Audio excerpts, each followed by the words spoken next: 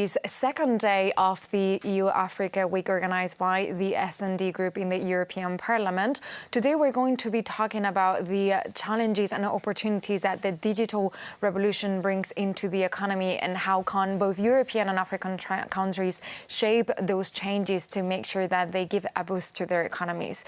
Now, Africa is one of the least connected continents in the world, with only 39% of its population having access to internet, whereas actually the opportunities for the economic growth of the continent are enormous. We're talking about a potential 200 billion euros into the economy if we actually make sure that we mainstream access to internet. That can give a lot of boost in terms of creation of employment, new companies, new economy that can make sure that we continue further developing the continent. And the EU is contributing to that through its economic policies in partnership with Africa, because one of the objectives is to boost this digital transformation. We're going to be talking about that from the perspective of the business organizations, but also from the governmental perspective here in Europe.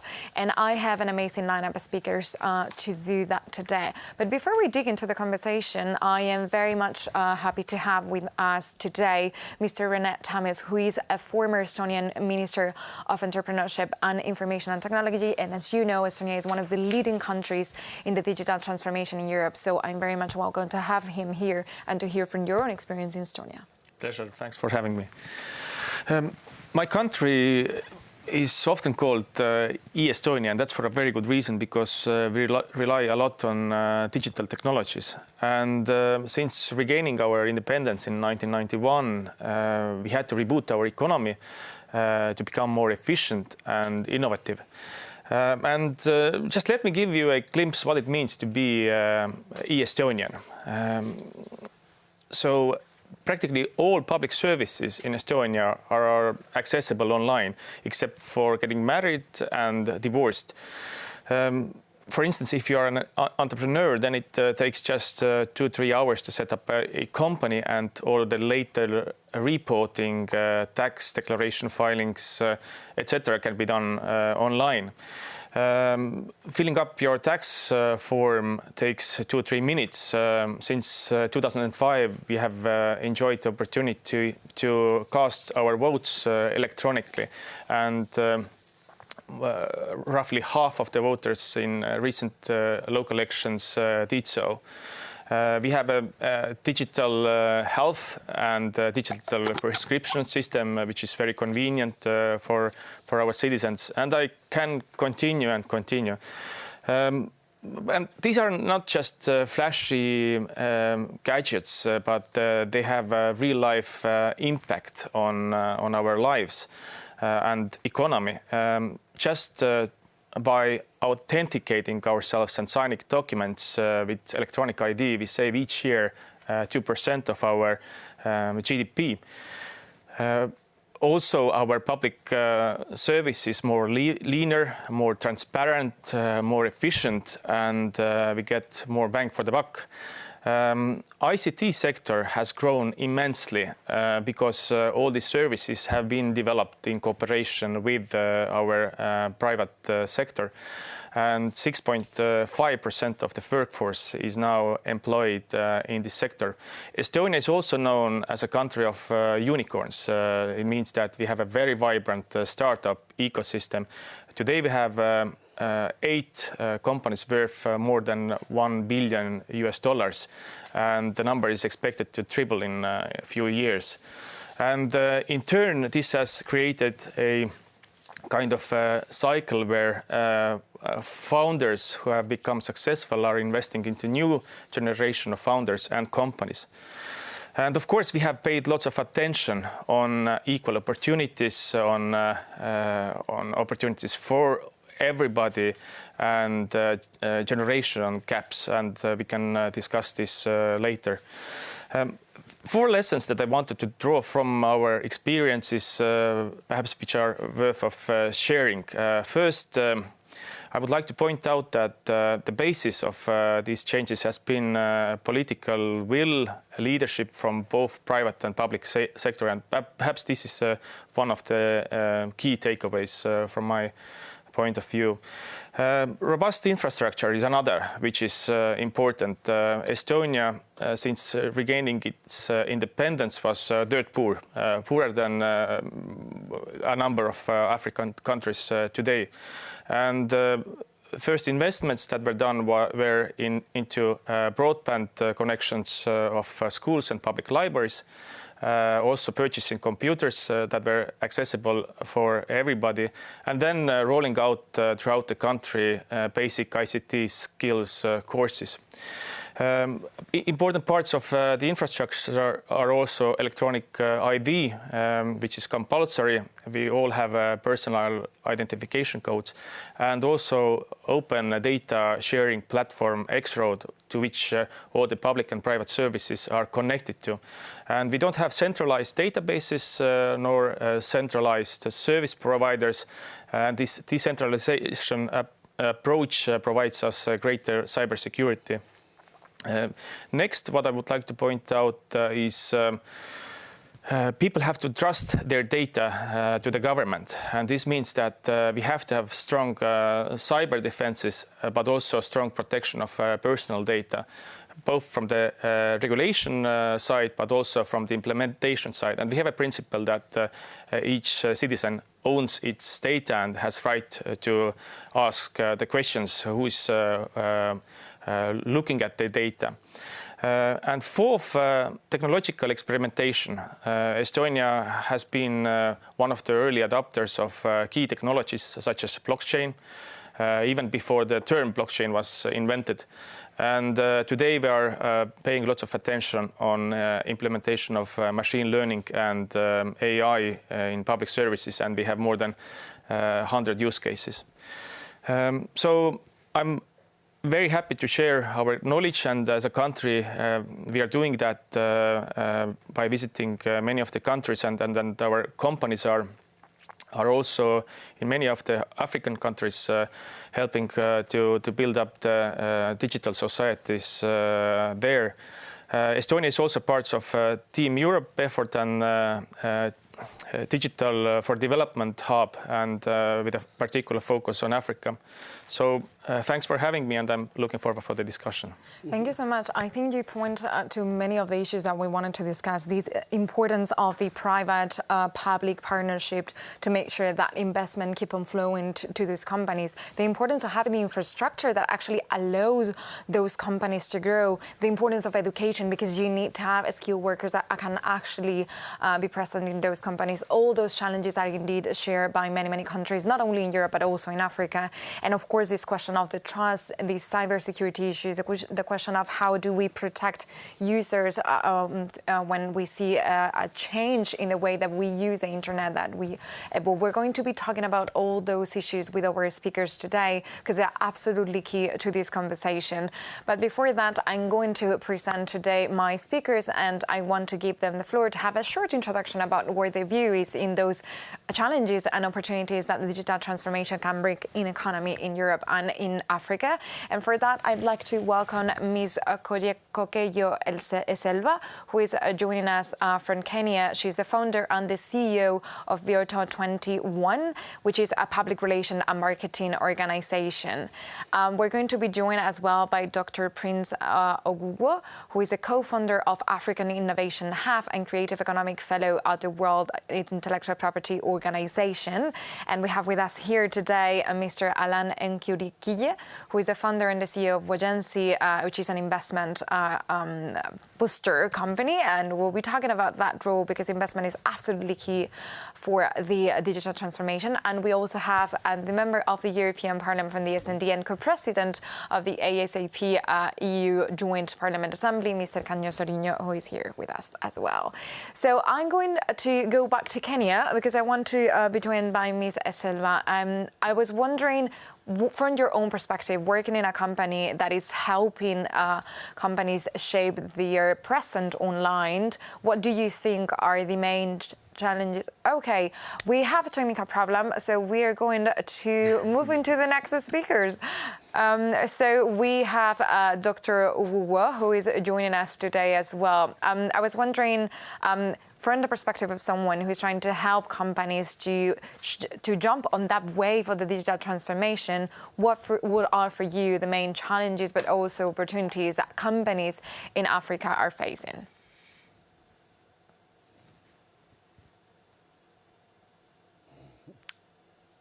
Key challenges companies are facing, just from my discussion with the entrepreneurs I've been able to work with, are often around things like infrastructure and things like governance issues.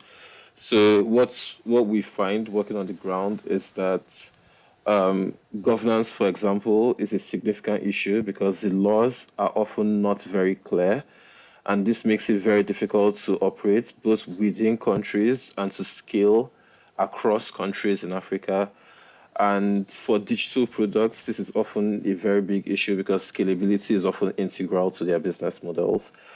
And then you have issues with infrastructure. So what we often find is within the very big cities, you usually have adequate broadband. And you often usually have easier access to data plans. So data plans tend to be less expensive relative to the income levels of people living in those cities. But in rural areas, this is quite often not the case. I mean, estimates are as high as 900 million people on the continent not having access to the internet. And so this remains another critical issue for digital companies trying to scale in Africa. Of course. I want to apologize to our viewers today because we don't have video connection with our speakers. And so you're going to be seeing us during the whole conversation, but I think that's okay. Thank you so much for that contribution, because indeed this is something that we were discussing before starting the event today here with Mr. Nkurike about this issue of the need for governance, right? To have a common, harmonized legislation when it comes to all these different issues to make sure that we bring certainty for the investors. So I was wondering, from your perspective, trying to bring funding into those companies that are evolving in Africa, what are the main challenges and opportunities that you see in the digital transformation? Yeah, thank you for your question. So for me, I will start with the opportunities. So what I see mostly when I go to Africa, I see opportunities in terms of businesses. So as we started from the beginning, digitalization is bringing many opportunities. And then the opportunities that I see is just opportunities that are not being taken by the entrepreneurs. So I don't see many innovations. So I can see some entrepreneurs trying to do something in the digital space, but really, I won't say breakthrough innovations, but that's some innovations that can help our population. That's most of the time what is lacking. Mm-hmm. And then so what we try to do in that space then is try to help entrepreneurs. We start with what we call a venture studio, where we help entrepreneurs to come up with innovative ideas that can solve their own problems using digital. So that's how we start. So that's the opportunity. So we identify opportunities, let's say in the health sector as an example, what can we do with the digital? So then we identify a solution. That's how we start. And then what then is missing in most African countries is funding. To what we call seed funding, grant funding, to pilot to see if that project is worth doing. So then that's when we come in. We are an equity crowdfunding platform. So we connect entrepreneurs in Africa to the diaspora investors through our online investment platform. So then those business ideas that we think they have a potential to grow, then we connect them to diaspora angel investors in Europe. They can buy some shares in those companies, and then we provide them the seed funding. So then the seed funding is really to help them then to, just to get what we call customer market fit. So do you have an idea? You go to market, you see there is a business model around that. And then, so for us, that's when we leave. So then we let you then, find a private equity investor, someone who will give you more money, then, that's how you will grow. So that's really when it comes to opportunities, that's what we see. We can build more companies in that way. So then when it comes to challenges, for me, I would just tell you one, when it comes to, so our platform is in Europe.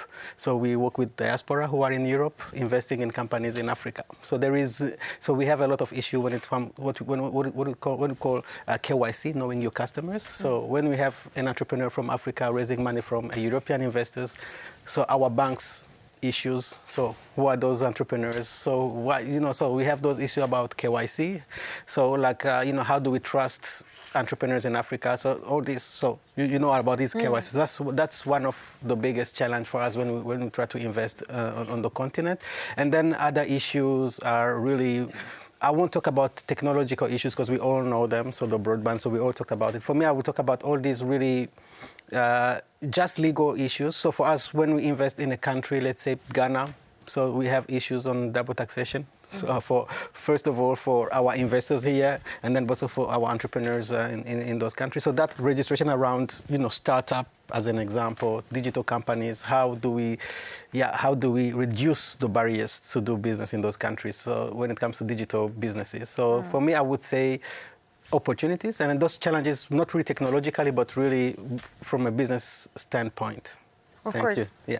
Indeed. We will talk about that later because I think you point out to something that can be very interesting in terms of the coordination between countries. We have seen that the African Union is quite active in that sense, trying to bring countries together to make sure that there is a relatively harmonized legislation so that investments are actually easier from one country to another. But before that, I would like to come back to the European experience and how has it been for Europe to try to jump as well on this digital wave, and how can Europe actually contribute to development in Africa through these digital tools? And thank you very much for the question. Hearing my former colleagues of the panel, I think that I sometimes propose that Europe needs a data deal, taking inspiration in the Green Deal. You have the Green Deal to integrate a policy to fight climate change. I think you need also in Europe a data deal. What means a data deal? A data citizenship deal.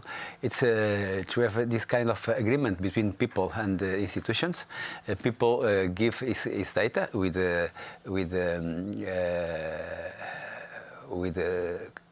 capacity to be protected, this data, but sometimes, or in counterpart, they receive good services and services that could improve his quality of life. And I think this kind of data deal, that is different from what is doing in the United States or in China, where the data is completely open to the government and so on, or in India, could make a difference because it's an approach with the values embedded. But to make this data deal, not only in Europe, but in Europe and in Africa, and to use this data deal to improve the partnership between equals that we wish between Europe and Africa, we need to invest, to create conditions to have a bigger investment in Africa. So you need to have the infrastructure layer to expand networks and platforms to make sure that they reach underserved communities, and this is really very important. The personal equipment, as co-president of the Joint Parliamentary Assembly, Africa, European Union, before the pandemics, I make a lot of trips through Africa, and I see that every people has a device, but not a device that could be able to receive this kind of good for his life services. Okay, so it's important to enable access to affordable smart devices, 4G, 5G phones, but also tablets, computers, high-speed connectivity in schools, hospitals, and community centers. It's not easy, but it's necessary. No, I know that they need also water, they need also energy, they need also other things, but this is absolutely crucial.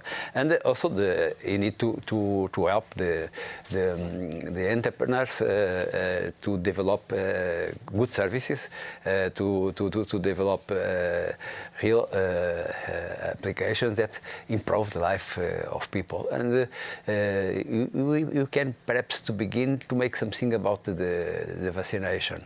I think it's important to have a long-term approach, but even in Europe, we understand that the need to have the certificates of vaccination and also the cybersecurity is another issue. But the question of to give this very important direct answer, put the systems working together. And I remember that because it's during the presidency of the Council of the European Union or Portuguese presidency that you need to try to do that. Perhaps to try to to improve the European answer to the needs of vaccination, to produce vaccines, to distribute vaccines, to change perceptions in Africa with digital support could be a very immediate way to open doors. Absolutely. Thank you so much for that. I think it was very interesting what you mentioned about data sharing, because indeed it's something that we even experience in Europe. It's a challenge. So trying to move from that into on a global perspective might be very interesting, but also a challenge as well. But Europe and Africa, there are multilateral territories. So you need the multilateral approach, because in the world there are other that are not multilateral. I think it's a very strong challenge. Sorry. We will have a summit next week, so I'm sure that we're going to have that kind of discussion between European and African leaders indeed. Yeah, no, I know. I wanted to come back to Dr. Gugwa, because one of the challenges that we have been mentioned as well is education, and how we need to provide the skills so that actually companies can have access to properly skilled workers for those new advances in terms of digitalization. You work a lot in that sense in the African Innovation Hub. How has it been your experience? Do you think that Africa still needs to push for more presence of STEAM in universities? How do you see the evolution of education linked to this digital transformation of the economy? Thank you very much for that question. I think that digital skills are definitely an issue right now in Africa. There have been lots of programs from Europe, like the Digital for Development, meant to kind of support this. But I think what entrepreneurs and even businesses in Africa would like to see is even more investments in this upskilling. I think it's clear that Africa is one of the fastest, actually the fastest growing region in the world in terms of population. And there's going to be lots of demand on this continent that corresponds to this growth that can only be met by corresponding growth in digital services. And so, yes, I do think that education plays an important role. I think lots of universities in the region are putting in more efforts into these digital programs. But I think that continued partnership with Europe, I'm very happy that we have a former minister from Estonia here, because Estonia is kind of a beacon in that regard. I think that there's a lot that can be gained from partnerships with countries like Estonia that have been successful in advancing digitalization, both from a business and government perspective. And so I think that is what African entrepreneurs would like to see more of. Of course. Now that you mentioned Estonia, indeed, I wanted to turn to Mr. Thomas for this.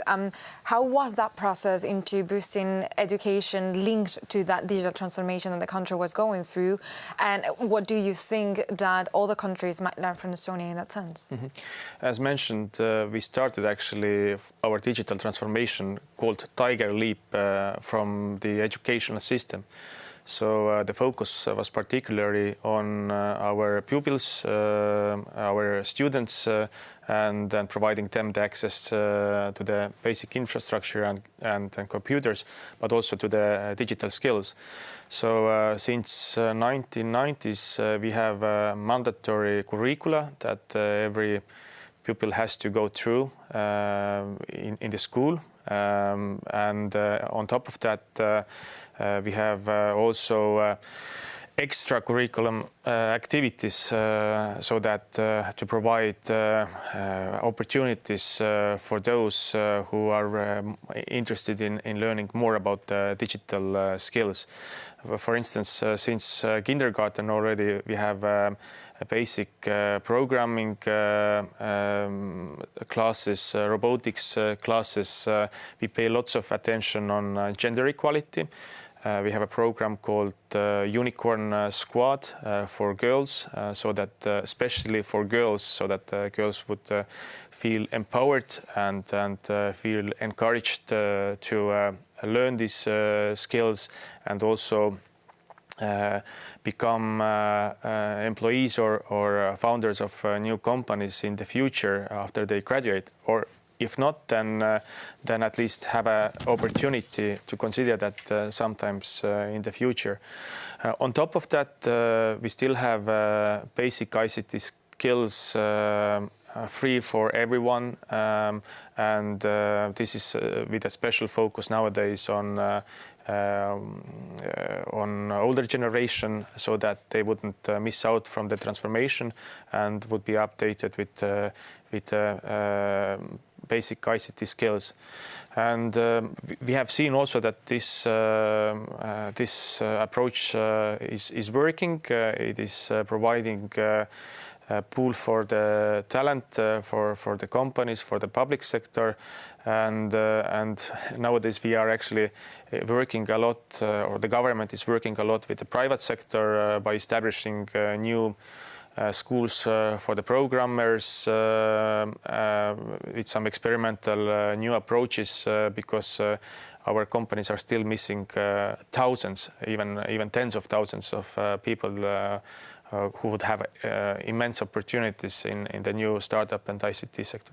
So still this collaboration, public-private sector, is actually this is absolutely key. key. Yeah. That's definitely one of the things that we are seeing during this debate. Let me get back again to Mr. Wowo, because I was wondering about this gender issue. Normally we should have two women represented in this panel, but we've been having issues in terms of connection. And I wanted to talk about that as well, to what extent the Africa Innovation Hub also works to make sure that more women are actually involved in STEM professions, to what extent gender is an issue that you take into consideration when you try to boost this education towards the digital transformation, to try to help companies to rebuild themselves and try to jump into that wave. So is it something that you do? Do you approach women? It's a gender issue part of that work that you're doing? Thank you very much for this question. So what we find in Africa in general, and this is supported by surveys, is that Africa has some of the highest rates of entrepreneurship in the world, and this is largely driven by women, right? This is largely driven by female entrepreneurship.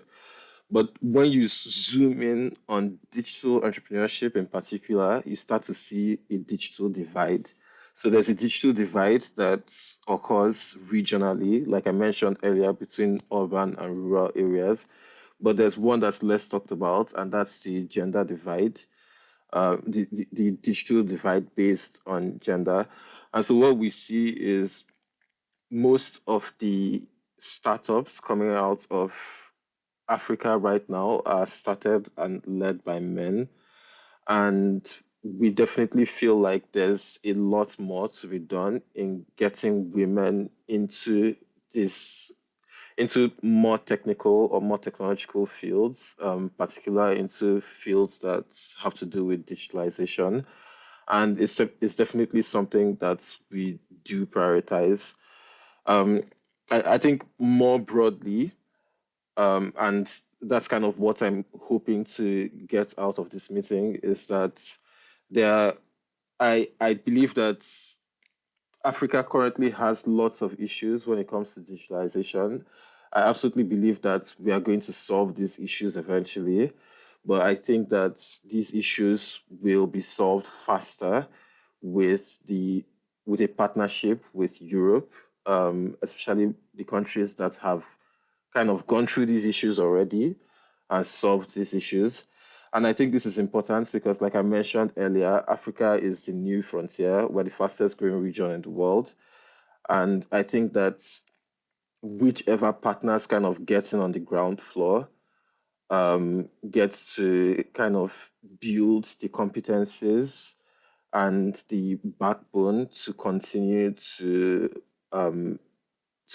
support and to continue to benefit from the growth that's coming to Africa.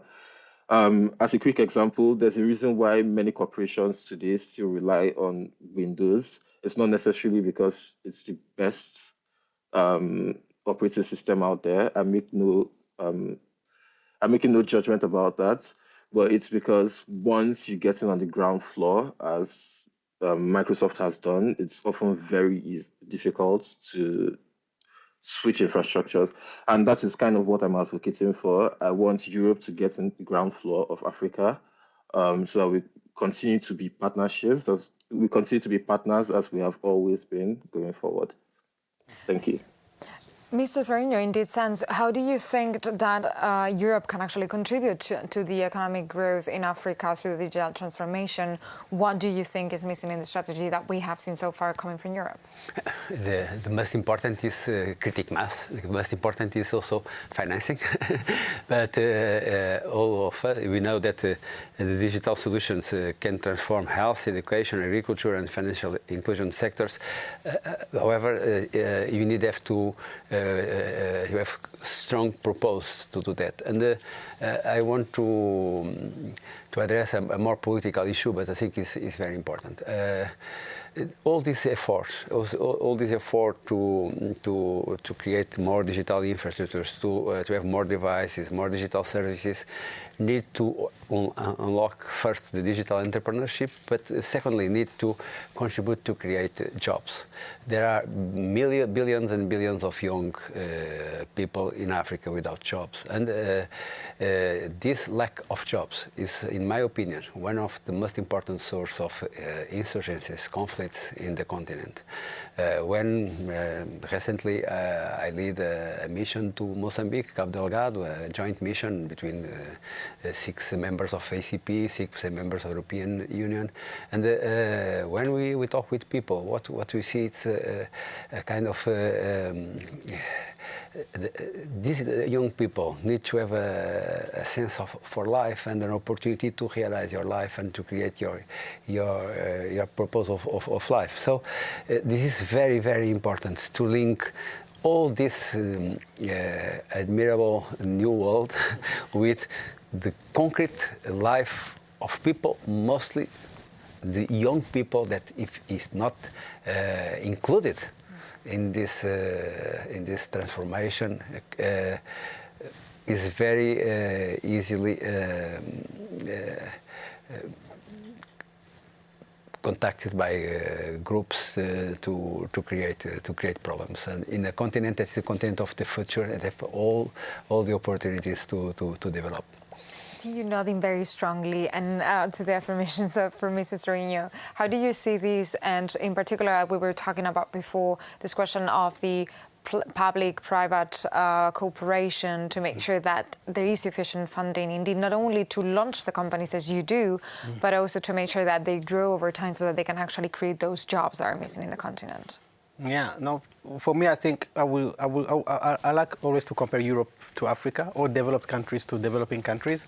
So when I look at Europe and when I talk about employment in Europe, the most, like organizations creating jobs are small and medium enterprises. So if you look at European statistics, you'll find 90% of all the jobs are coming from companies. So then if you go again to our continent, you look at, okay, what is providing jobs at least? So officials, government jobs. So you see, then you see then there is a gap. So NGOs in Africa or government organizations are the one providing jobs. So, but in order to create sustainable jobs, as he was saying, we need to create more jobs. In order to create jobs, we need to create companies. In order to create companies, we need to educate young people to become entrepreneurs. And then it's not only about education, because then you can get an entrepreneurship mindset, but without funding, then there is another problem. So what you see right now on the ground, so that's why we started what we do right now. So is, you have many educational programs. You have many incubators on the continent, teaching soft skills, helping people to become entrepreneurs, but there are no funding. So you can go to an incubator in Africa, you can spend 6 months, you come out with a good pitch deck, a good business plan, and then where do you go? Nowhere, because there is no what we call in the entrepreneurship jargon, let's say seed capital. There are only loans and microfinance. In Europe, we didn't create all these big companies with microfinance. We created all these big companies with venture capital, with seed capital. There is no this space is empty. in Africa. So you don't have the seed capital market. You don't have the private equity. What you have is a young entrepreneur with a bank loan or a microfinance. So without closing this gap, which is estimated, by the way, at 300 billion by the World Bank, everybody knows about it, but nobody's working on it. So that is the problem. You cannot, we need jobs. Not to create jobs, it's just we need to create companies. And then how do you create companies? You need to provide seed capital to young people to pilot things. And then some will fail, some will grow. And then that's how you create jobs. How do you... Go ahead, yeah. Yes, maybe just to share some experiences also, again, from my country. Because we had a similar problem 10, 15 years ago. So how did we address it was that in partnership with European Investment Bank, European Investment Fund, and the government, and the private sector, we launched sort of joint ventures where these institutions and government were the sort of the anchor investors into the new investment funds, and then again these new investment funds that were managed by experienced entrepreneurs themselves. They started providing the seed investment, some bigger rounds of venture capital, and also they were conditioned to participate and personally guide these new companies through the sort of death valley, so that the companies would survive. And this approach has proven immensely successful, and I would really encourage to take up this similar approach with the help of EIB, EBRD, World Bank in Africa, in partnership with local entrepreneurs with successful track records, and then providing the sort of the anchor investment in order to attract investors from Africa, but also outside, from Europe, from US, so that to lay the basis for the investments. That is a very interesting approach. Do you think that this could actually help to bridge that gap that you were talking about? Yes, indeed, because I always look at one simple example, which is Nigeria. If you look at the startups, seen in Africa, you look at the most funded startup in Africa are in Nigeria, and then who is investing in those startups? Americans, because Americans, they are doing that approach you were saying. So you are a young African entrepreneur, you have a great idea, apply to Y Combinator.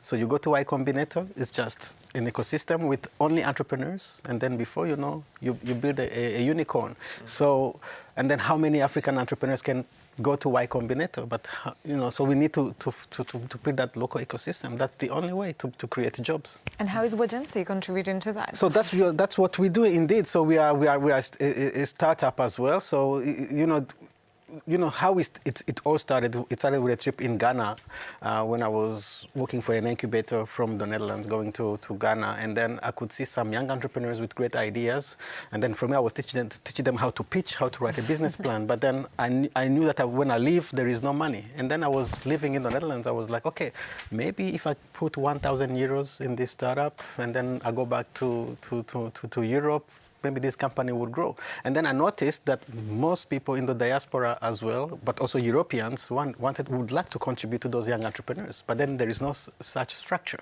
So that's what then we start creating. So creating that structure where we can vet promising startups in Africa, and then create it, what he was talking about, an angel investor ecosystem in Europe of people who want to invest in those companies. So that's then what we do. Which goes back to the question as well of trying to take down all the different barriers that you can find when you try to make that investments, but then you find that from a country to another, the legislation is different, the taxes is different, and you need to try to harmonize that to some extent.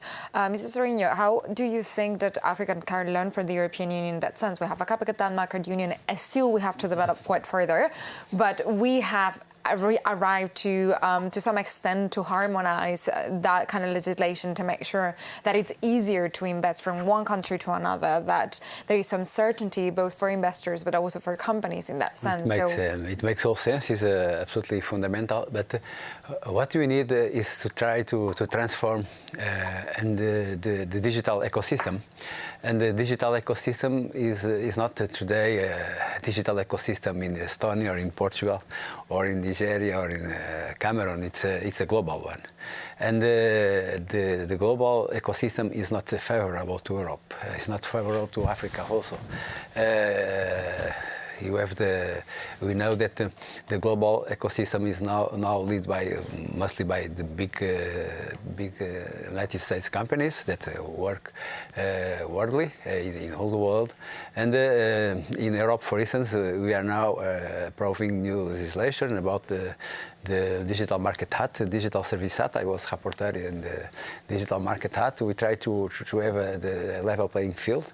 But what could be interesting is also to cooperate Africa and Europe that are multilateral territories and unions to try to have more influence with our embedded values perspective, to more influence in the global ecosystem. That could be very, very important to give us some advantage. And for that, you need to increase the partnerships. You have the same problem, for instance, in Portugal. Is the good enterprises that begin in Portugal, after when they try to be an unicorn, they go to London or they go to the United States. So what you need is really to create a network that could be positive and attractive. I know that now I think in this panel is also my obligation to speak a little more about the political issue. I think that. Sorry, I will continue. Okay, thank you so much. I'm going to take this opportunity to actually bring Anita Anquirote, who is a public consultant, in, because she... Give me just 1 second, Anita, and we'll get back to you. Go ahead, Mr. Zorino. To finish my idea. No, go ahead, please. Sorry, that's okay. So Anita, thank you so much for joining us today, and sorry for the technical issues that we've been experiencing. We are talking right now about governance, about legislation, about what kind of environment we can create so that actually those startup companies can grow. And I was wondering, how do you see that public policy can help to create that environment? Thank you so much for this opportunity. And for me, I see that public policy, especially the digital market, is a forefront in this matter.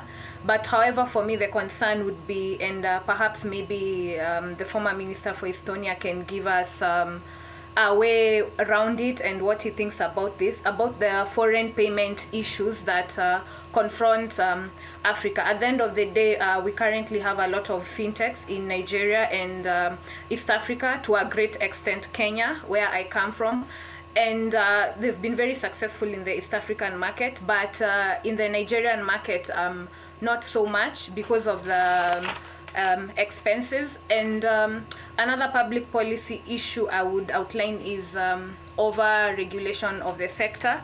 In fact, the government has had to protect the fintechs in East Africa to a great extent, especially the mobile banking in that specific regard to digital economies.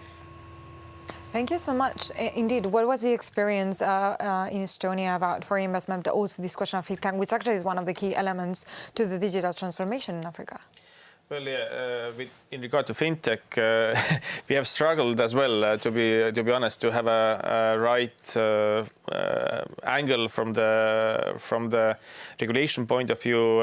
So to have a right level of transparency with KYCs, but at the same time not to sort of strangle the new startup companies.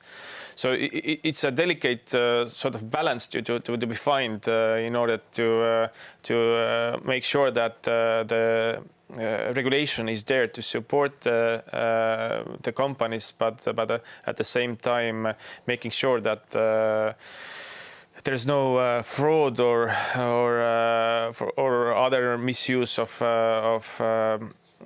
through the new startups, and overall, just a word about the startup ecosystem. It's not sort of something that is growing out of the blue. So there's a conscious focus from the private and public sector to invest, to create this ecosystem, also from the regulation point of view. So and this is really important that the regulation empowers the companies, creates the possibilities for test beds, and helps to for instance, with the data to be used, at the same time being conscious about data protection regulations and the principles. So it is definitely important to have a right balance between the regulation and how to use the regulation to empower the companies. Indeed. I wanted to get back to Dr. Nwowo, and I want to ask him about this question. Like, how do you see legislation either being a form of empowerment for those companies or being a burden for them? And how do you think that African countries could shape the legislation to make sure that they create an environment where those startups can actually grow? Thank you for that question. Legislation is very important for the entrepreneurs that I've spoken with. It's not, of course, it's the backbone of basically any form of business activity. And it's not particularly around the issue of good or bad legislation at this point. I mean, that's very important. I think the critical issue right now is that, unlike in Europe, where the market is much more integrated, the market in Africa is still very fragmented. And so you often have very different legislations as you cross the border. And this is fine for kind of small businesses who can kind of fly under the radar while doing their business activities. But for businesses hoping to scale across the continent, this is a crucial issue because it means that they have to be very aware of the local context that they're entering into, maybe spend a lot of money getting legal advice, and they have to basically alter their business operations to conform to, or alter their data management to conform to all these regulations. And this is a crucial issue. I think I would like to see a situation where the African Union, for example, takes this up more and tries to develop more harmonized rules for digital business on the continent. This is one of the main goals of the Africa strategy for digitalization that we have seen, but I think this needs to be further developed and be applied all across the continent to make sure that it actually works. I'm happy to say that we have with us again Ms. Koyeko Elseba, and I wanted to bring her in to talk a little bit about her experience as a CEO of her company, considering that you work quite a lot with companies in trying to shape their brand to make sure that they have a good presence on social media, that digital marketing is actually one of the key elements of your work. How do you see this digital transformation? What kind of needs have you seen those companies bringing to the table when they ask for help from your company? And what do you think are the main opportunities of this digital growth that you see?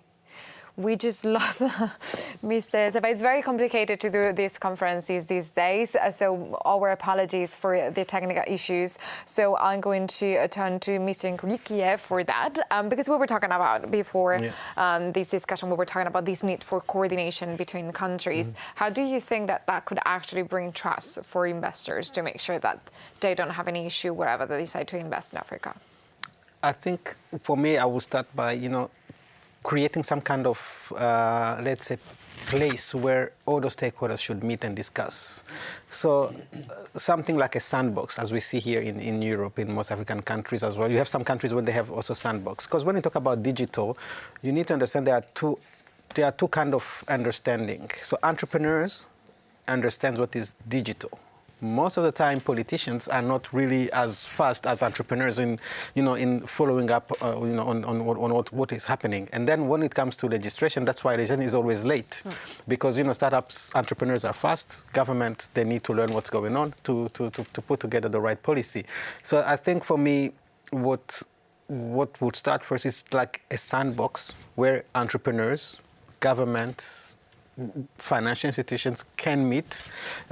Just to discuss, okay, like as an entrepreneur, I can give you an example. I'm in the Netherlands. I have a fintech, so I'm having some issue with the regulation. So I am allowed to start my business. I have to just go to the sandbox, tell the government what I'm doing, and then if they can give me like this place where I can start, piloting what I'm doing, and then later on they can grant me a license, or they can tell me what else to do or what to do. So like in Africa, you don't have those spaces, right? Where entrepreneurs, governments, financial institutions or other partners can sit together, try to see, okay, we have 20 startups in the health sector. They are developing this. So these are the issues that we see. These are the opportunities. So how can we shape the registration around this? So that's what we don't have in most Africa.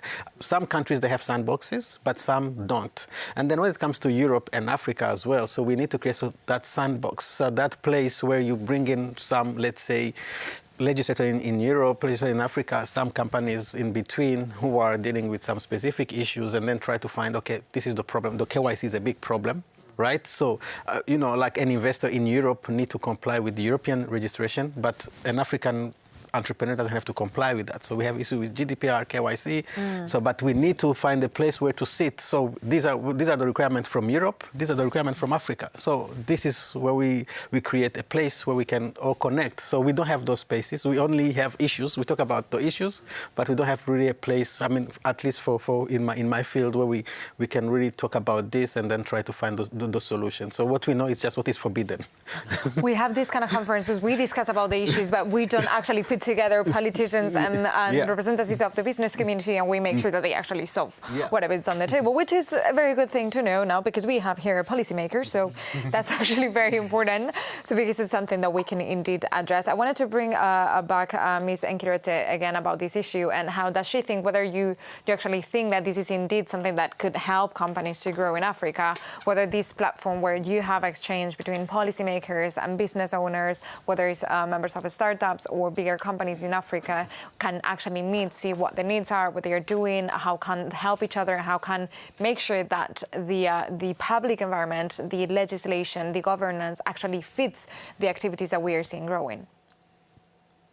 Thank you so much. I actually agree with that the business leaders and the policymakers must come together. In fact, this is what gave birth to the EU-AU Digital Economic Task Force, that is actually talks about creating affordable broadband for Africa, improving skills for the digital age, talks about digital entrepreneurships, talks about e-services, and talks about data economy. It is the business people that are in business, and we leave it to the business people to do business. When they sit down with government that has established these policies, then they can actually tell government that A works, B doesn't work. Let's even take the case of double taxation. Double taxation will require that the entrepreneurs come together, have some form of memorandum, and actually talk to government. Then government can talk and decide that, hey, how are we going to deal with double taxation? So when we look at these specific issues, I believe that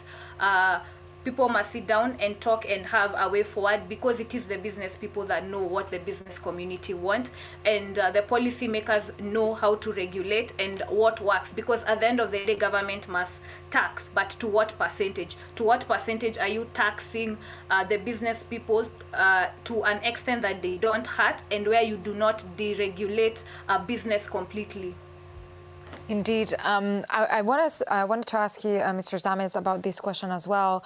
How was your experience in Estonia in this sense? Did you indeed create the kind of platform where policymakers and businesses owners could meet, but also to some extent was Estonia struggling with the fact that you were evolving much faster in terms of the digital transformation than the rest of Europe, and would that created some form of trouble when it came to actual lack of legislation at European level? Yes, indeed. So we have several formats where our business people and regulators, government politicians meet. So we have 4 times in a year sort of set up a meeting between the government ministers, including Prime Minister, and the startup community. So democratically elected startup representatives who are bringing on board their issues that they want to be addressed, and then every 3 months, then the ministers have to report back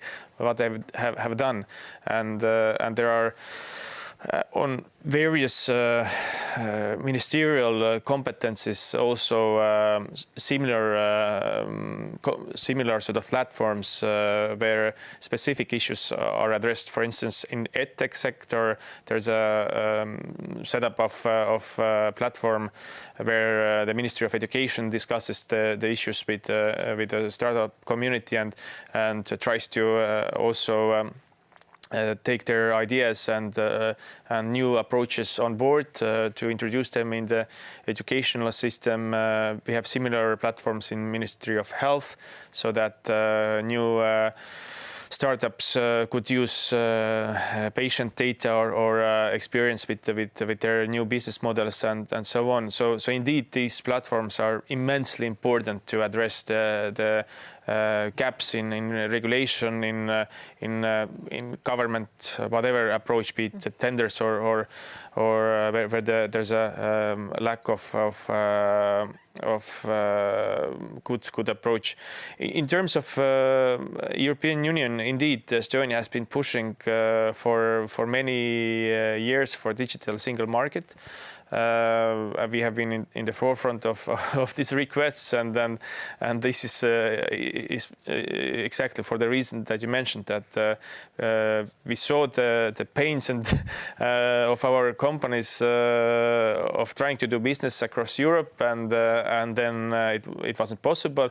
Things have improved thanks also to one of the commissioners from Estonia, Andrus Ansip, formerly the Prime Minister of Estonia, but still there's room for improvement, and definitely I feel very warmly about the similar struggles in Africa, trying to create a digital single market in Africa.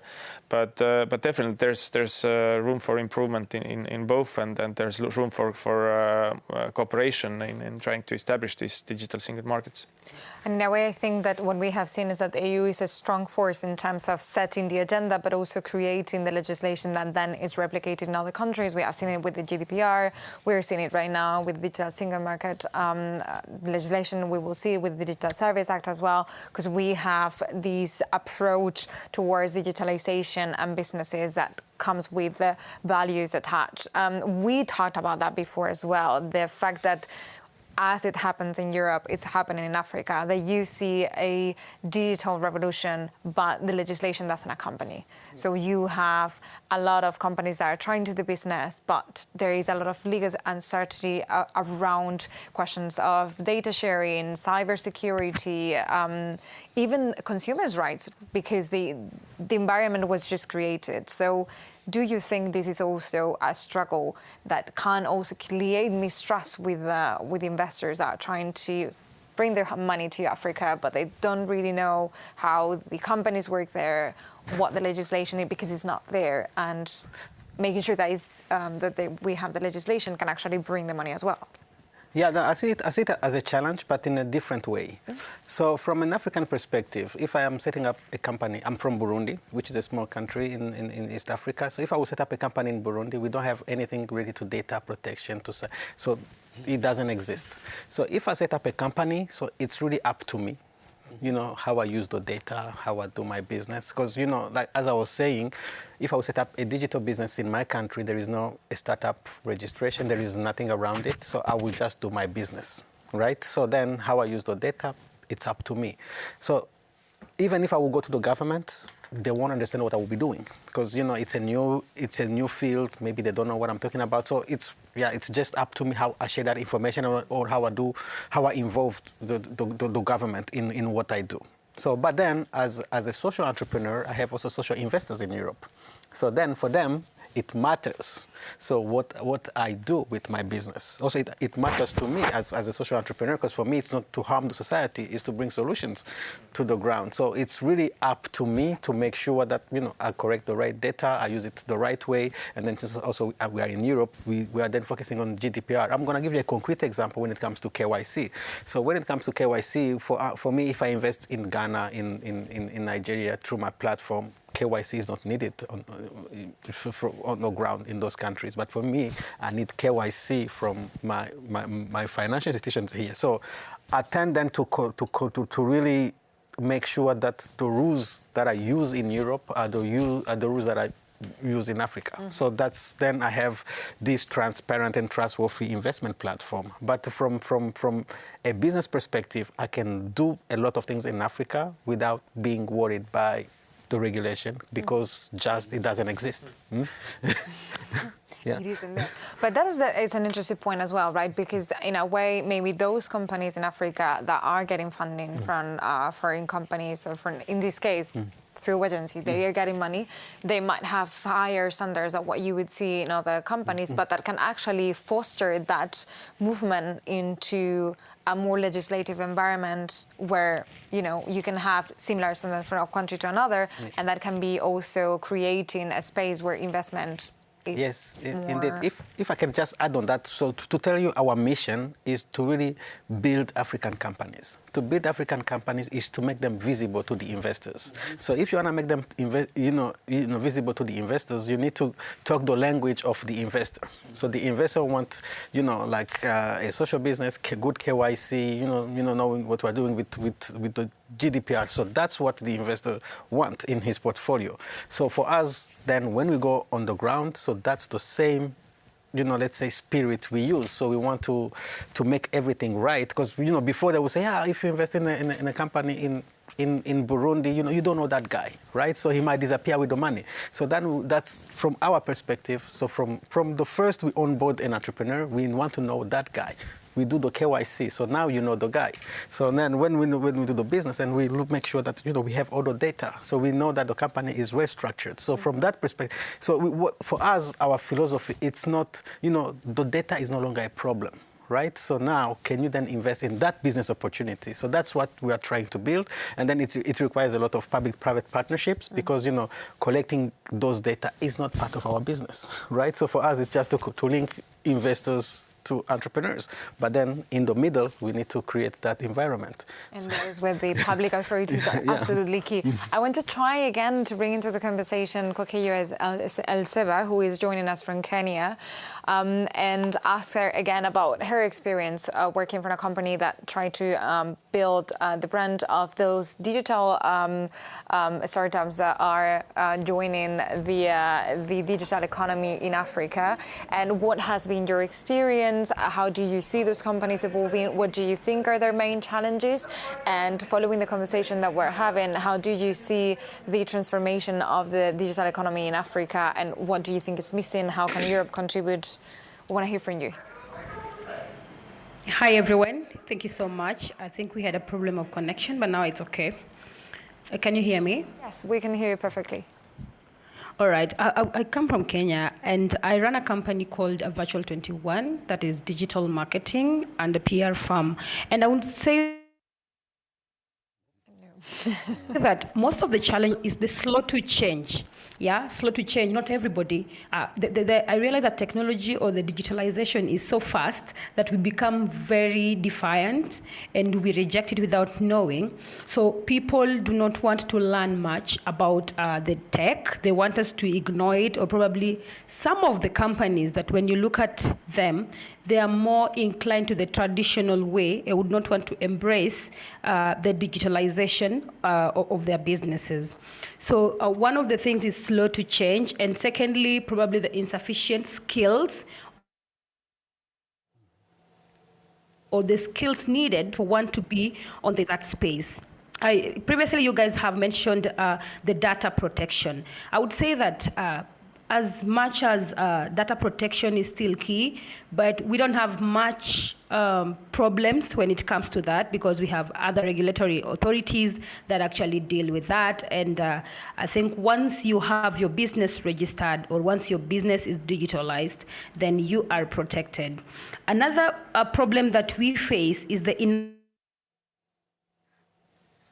inadequate service, many challenges in regards to that, and also the illiteracy in terms of skills, in terms of education. When you look at the Bureau standards, the Statistics Bureau standards, you'll realize that the illiteracy level is still low, considering we are the peripheral countries, the developing countries. You can't compare.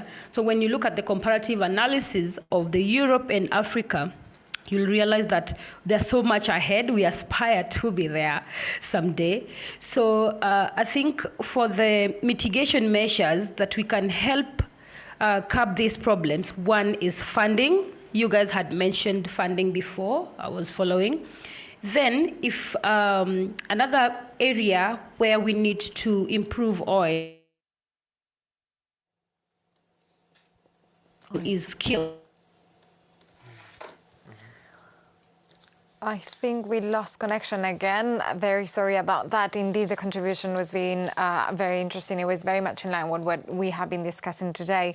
I wanted to build a little bit on what Ms. Elseba said about trust, because one of the issues that we saw in Africa as well is that with the development of the digital economy also comes challenges in terms of cybersecurity issues. And this is something we haven't discussed. I was wondering what was the experience in Estonia, a country that also has a very concrete geopolitical context. You have many challenges. So to what extent one had to go in line with the other, make sure that you were protected when you developed your business digitally? Mm-hmm. Yes, as also mentioned in my intervention, we focus a lot on cyber defenses and personal data protection. So on cyber defenses, the way we have built up our system is by using a decentralized approach. So we don't have any central master databases or central service providers, but all the services are owned by institutions themselves, ministries, agencies, private sector players, and they are connected via the open data shared platform called X-Road, which is overseen again by state institution that is sort of also handling the cyber security of this system. So this decentralized approach is, I think, key in beefing up the defenses, and there's also a strong element of cooperation between the public and private sector in order to share the information, in order to make sure that the defenses are strong both in public and also private sector. I think another important element is basic cyber hygiene of the people, because many of the attacks happen through just phishing emails or just from the personal level. So it is important that there's a strong cyber hygiene in both in public and private sector, and we pay lots of attention to this. In terms of personal data protection, as mentioned, our citizens own their data. I have a right to log into the my e-citizen account and see who has watched my data, and have a right to inquire why my data has been watched by certain officials. And if they can't justify that, I have a right to sue them. And there are many cases where actually people have gone into prison for that, for looking or unauthorized access to the personal data. And we also are very conscious about who has a right to watch the data or to access the personal data. So we are not sharing the data hastily. I was wondering, how do you see, Mr. Zorino, in terms of the cybersecurity, what can be the role of the EU? What we are seeing is a lot of collaboration between different member states. How can that feed into the discussion with Africa as well to make sure that investors are sure of the protection of their money, of their data, of their businesses, if they decided to go into business in general? When we speak about cybersecurity, the cooperation is absolutely fundamental, and it's important also to have a secure exchange of data between the different states, different policies, and different bodies that try to do that. And the cooperation about security and governance with Africa is also very important. But let me tell that you that I fully agree with the idea that the critical mass, it's absolutely fundamental for all, to develop infrastructures, develop enterprises, develop the cybersecurity, and for that idea to develop informal or formal networks is absolutely critical. To have a ground to harmonize legislation, to have a ground to have bigger markets, bigger financing, it's absolutely critical to have this kind of networks. And in next week we have the European Union, African Union summit. It's a very good opportunity to launch informal and formal network of stakeholders. During the Portuguese presidency, in the beginning of last year, we launched in Lisbon the Entrepreneurship European Network. We have also the Web Summit, but Web Summit is another thing in Lisbon. But we launched that. I think it's important to launch this kind of networks, putting people talking, learning, and working together. And in a more political perspective is what I want to say when in my last speech. You have in Europe a very strong instrument to finance and to help the cooperation with Africa. This is the Global Europe Instrument. But the Global Europe Instrument has a condition. We need, and it's very good, it's not bad, we need to respect the sovereignty of different countries. So this kind of funds need to be applied in dialogue with the governments. And what we feel sometimes that in most of the countries in Africa there are yet poor governance in this perspective, and so we need to complement these funds like the Global Europe Instrument with more direct public-private partnerships. And I think it's the critical issue to have a partnership between equals and not a donor-beneficiary perspective in the relationship between Europe and Africa, is to develop the civil society in Africa, to develop the civil society, to have more projects that come from the basis to the top and not only hold by the top to the basis. I have not against, I don't want to interfere in countries that are sovereign, but usually the top-down approach works worse than the bottom-up in these fields. Do you share this view of that bad governance, or the perception of bad governance sometimes also push away investors that might otherwise would like to invest in those brilliant ideas and startups that they see growing in Africa? Yeah, I fully agree on the issue of bad governance, and you cannot grow, like entrepreneurship or businesses or create jobs in a government that is full of corruption, when there is no regulation, when a business is set up by acquaintances, when there is no straightforward way to go. So I think the issue of bad governance is a strong one. Then, so for me, I always think about how do you inspire leaders to work for the people. So this is, for me, I used to think it was true education, and but I don't think it's. I think it's not education, because most leaders in the world are well educated. So it's some of them are educated in all the world, and they return. Yeah. So it's not about education. So then what it is? So for me, that's one of the questions when it comes to civil society. Sometimes I say yes, sometimes I say no. Because why I say yes is because we need some institutions that can talk for the poor or for those who cannot talk. But civil society they are not sustainable. They're not sustainable in the long run because they are just driven by a project. Let's say EU would come to my country in Burundi. They say now we're going to advocate on digital. So they will have a mandate for 1 year to advocate on digital. After that mandate, they will do something different. Yes. So there is no continuity when it comes to civil society. So they will always follow, for me, what I call the grant or the money. So there is no really long-term vision when it comes to civil society. But then, I know it's always complicated to work directly with entrepreneurs. Because for me, I would say, how do you work with the private sector directly with entrepreneurs? So I know it's always a big question, but because for me, I know that entrepreneurs are in there for the long run. So they are not there for only 1 year. So they are building a company that will last so the vision is to last for at least forever. So that's the ambition. So if you start working with the private sector, you are, from the beginning, you are working hand in hand.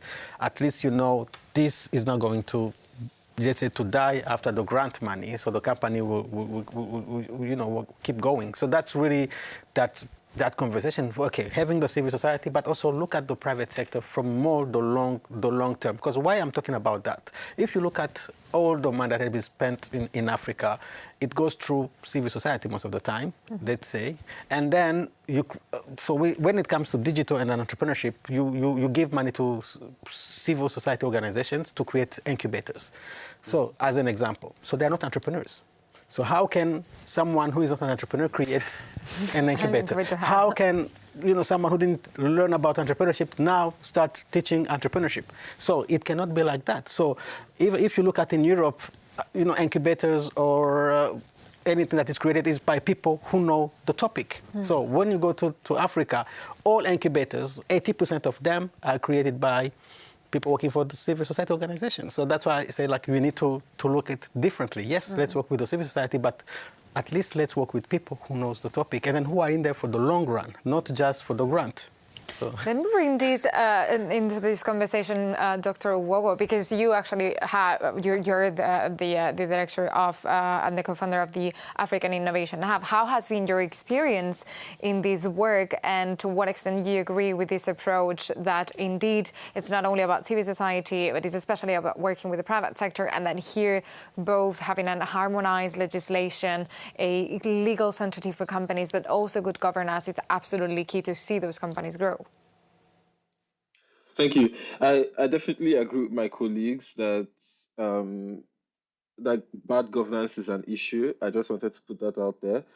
I also agree that civil society does have a very crucial role to play, but may not necessarily be the solution. I think instead, when we talk about these issues of kind of supporting entrepreneurship and digital innovation, I think instead of universities and other educational institutions, I think these institutions solve these problems of kind of understanding the local context and being there for the long term. But I think that in today's climate, they are often overlooked both by the governments themselves as well as even the entrepreneurs. I think that, when you think of innovation, economists often talk about a triple helix of innovation. That's usually the government, the business or the entrepreneur, and then the third leg of that is usually the universities. And so I think it's important that we bring universities more into these conversations in terms of both providing the education. So when I say universities, I mean all kinds of higher learning institutions. So in terms of both providing the education that the digital economy needs, but also in terms of providing supporting services like incubators and like social education projects to kind of get more women or marginalized communities into entrepreneurship in the digital economy. I think that they are there for the long term. Universities are not going anywhere. And they also understand the local context enough to make a difference. Indeed. I always like to end conferences with wishes because I think it's a good way after having an exchange, after talking about the many challenges that we face, but we can also talk about how we can address them. So today we have President of the European Commission, Ursula von der Leyen in Senegal. We have Commissioner Thierry Breton, Executive Vice President Vestager as well. We have an EU-Africa Summit next week where we are going to see European and African leaders coming together to try to strengthen this partnership that we have been seeing built over the past few years. So I wanted to ask my speakers, what is their wish? What would they tell that room with European and African leaders if they could? What is that they would tell them, like, this is what I need to make my business work, or this is what I need to reinforce the partnership so that we can actually make business together? What is it that we can do together to contribute to the digital transformation, both in Europe and in Africa? Because what I can see from this discussion is that the challenges are actually very similar. We might be at different stages in the process, but when it comes to disconnection of rural areas, or when it comes to education, or when it comes to skill shortages, or when it comes to lack of funding, the issues are the same. The solutions might be a little bit different, but in the end, we all have a very similar vision of what the world should look like. So let me start with Mr. Sorinho. What would you tell the European leaders, if you could, that we need to do to reinforce that partnership? What is really important is to look to the world how it's now, and to understand that Africa and Europe has a long tradition of diversity and cooperation, and we need to improve a multilateral partnership that is a multilateral partnership in the base of values and not in the base of financial dependency or arms dependencies or other kind of dependencies. And we learn with this debate that we need to create conditions to have an entrepreneurship society able to take risks in the long run perspective, and this is absolutely crucial to develop this partnership, to have this long run perspective, to apply, to develop education, health, to face nutrition problems, to face other kinds of poverty. But we need to trust on people. Indeed, we need trust. Ms. Ngirete, I want to get back to you. What is it that you think should be the core of the action between the EU and Africa to make sure that we make the best out of the digital transformation? Yeah, for me, I think... She's not there. Okay. Go ahead. Yeah, no, sorry. For me, I think, I would like to see really a good partnership between Europe and Africa when it comes to policy and vision, right? So when we talk about entrepreneurship and job creation, we should understand it the same way. When we talk about job creation and entrepreneurship, is that creating companies. That's it. When it's about creating companies, we know what works in Europe. We should try to help Africa to reach that level. Is helping young entrepreneurs, you know, what he said, to realize their dreams, is to also provide them financial means to create those businesses. For me, it's really those two things. So we know how to create businesses. How can we create an environment that can help, you know, businesses to flourish? And then I agree with him, it's through the multilateral talks, creating that environment where we can look at, okay, these are the problems, how can we create the solutions? So for me, that's I think what might work if we want to work together. Yeah. And that's already a lot. I'm going to go back to Dr. Owowo for this one. What do you think could Europe, because you were talking a lot about the need to strengthen that cooperation, what do you think Europe could do together with Africa to make sure that we make the best out of the digital transformation and that companies can grow as much as possible to make sure that we create those jobs that are very much needed? Thank you for that question. I think I think I would like to see more partnership on 3 levels. So I would like to see the European Union and the African Union kind of work together. I think there's a lot that the African Union can learn from the European Union in terms of creating a single digital market. I think that's crucial, especially when we talk of the scalability of digital enterprises. So I would like to see more cooperation so that lessons learned can be shared. and possibly even going forward, making it easier to trade digital services across both continents. Um, I would also like to see more partnerships at the university level or at the higher learning level. There's lots of digital skills that entrepreneurs and would-be entrepreneurs would like to learn that they don't necessarily have access to. And I think that partnerships between universities across both continents could help.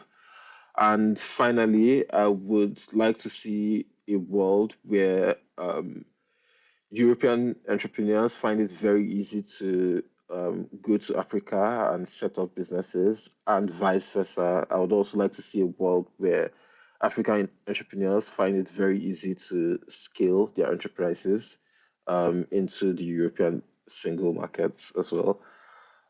So I think this is kind of my grand vision for the Africa-European partnership. I know it will take some time, but I'm kind of optimistic that we'll get to something looking like this in the future. Indeed, and this conversation is trying to fit that action as well. Just to finish, you as coming from one of the leading countries in terms of the digitalization in Europe, what is your wish for the future of Europe as a digital leader, but also how we can contribute to shape the revolution in other countries? Indeed, in terms of Europe, I would very much hope that the digital single market reforms go further, and the entrepreneurs in Europe have a more easier job to do. But in terms of Africa, I would hope to see more practical application of cooperation, so that to address concrete issues today, as I'm an entrepreneur also myself, from the practical side, I would hope that the approaches that have worked and could have a beneficial outcome would be applied. For instance, the case of financing to help to mitigate the risk with the help of international financial institutions and attract more investment into Africa in partnership with local entrepreneurs. Let's use the potential that we have and make it happen. Let's make it happen indeed. As you have heard, some of the key elements are making sure that funding is available and that it actually works, making sure that we promote partnerships between African and European countries, but also companies across the borders to make sure that they can develop their business, and partnerships in terms of education as well, because those are keys to make sure that we confront the skill shortages, but especially because nothing of that nothing of this could ever happen without trust. Building trust is absolutely key. I'd like to thank all of my speakers for their contributions today, for those who were joining us online, and very sorry for the technical issues that didn't allow us to enjoy a little bit more the knowledge of those two speakers that couldn't join us today. But thank you so much for following us. You can continue watching today at 12:30. We have another conference on the infrastructural deficit in Africa that is very much linked to what we were talking about today, and how we can transform urban landscape into a more sustainable cities for everyone to be part of them and to be happy and fair and healthy. Thank you so much again for being part of this conversation. Let the conversation keep on going, keep on building trust and making sure that we make those business works both in Africa and Europe. Thank you so much.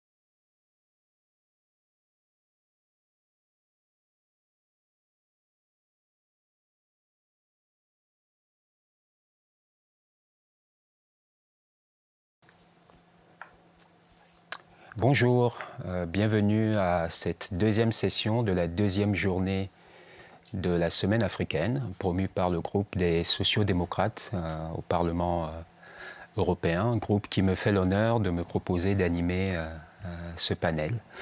Alors je m'appelle Sename Kofi, nous allons parler pendant à peu près 1 heure d'infrastructures et surtout du déficit d'infrastructures en Afrique et comment on pourrait transformer les paysages urbains en des villes durables pour le continent demain. Alors, le parti pris de cette session est de considérer qu'il y a globalement une situation déficitaire et que c'est problématique. Mais évidemment, c'est une perspective qui peut être challengée selon des outils originaux de comptabilité, de la valeur et du bonheur qu'on pourrait mobiliser. Mais nous, ici, nous nous inscrivons dans un paradigme globalement du développement et inscrit dans ce paradigme, il est force de constater qu'il y a quand même de grosses disparités en termes d'infrastructures sur ce continent et avec ce continent par rapport à ce qui est l'état global du monde aujourd'hui. Alors, pour vous donner quelques indications, il faut savoir que la grande majorité des Africains vivent encore aujourd'hui à plus de 2 km de la première infrastructure routière pérenne et stable. C'est à peine la moitié des Africains qui ont accès aujourd'hui à l'électricité.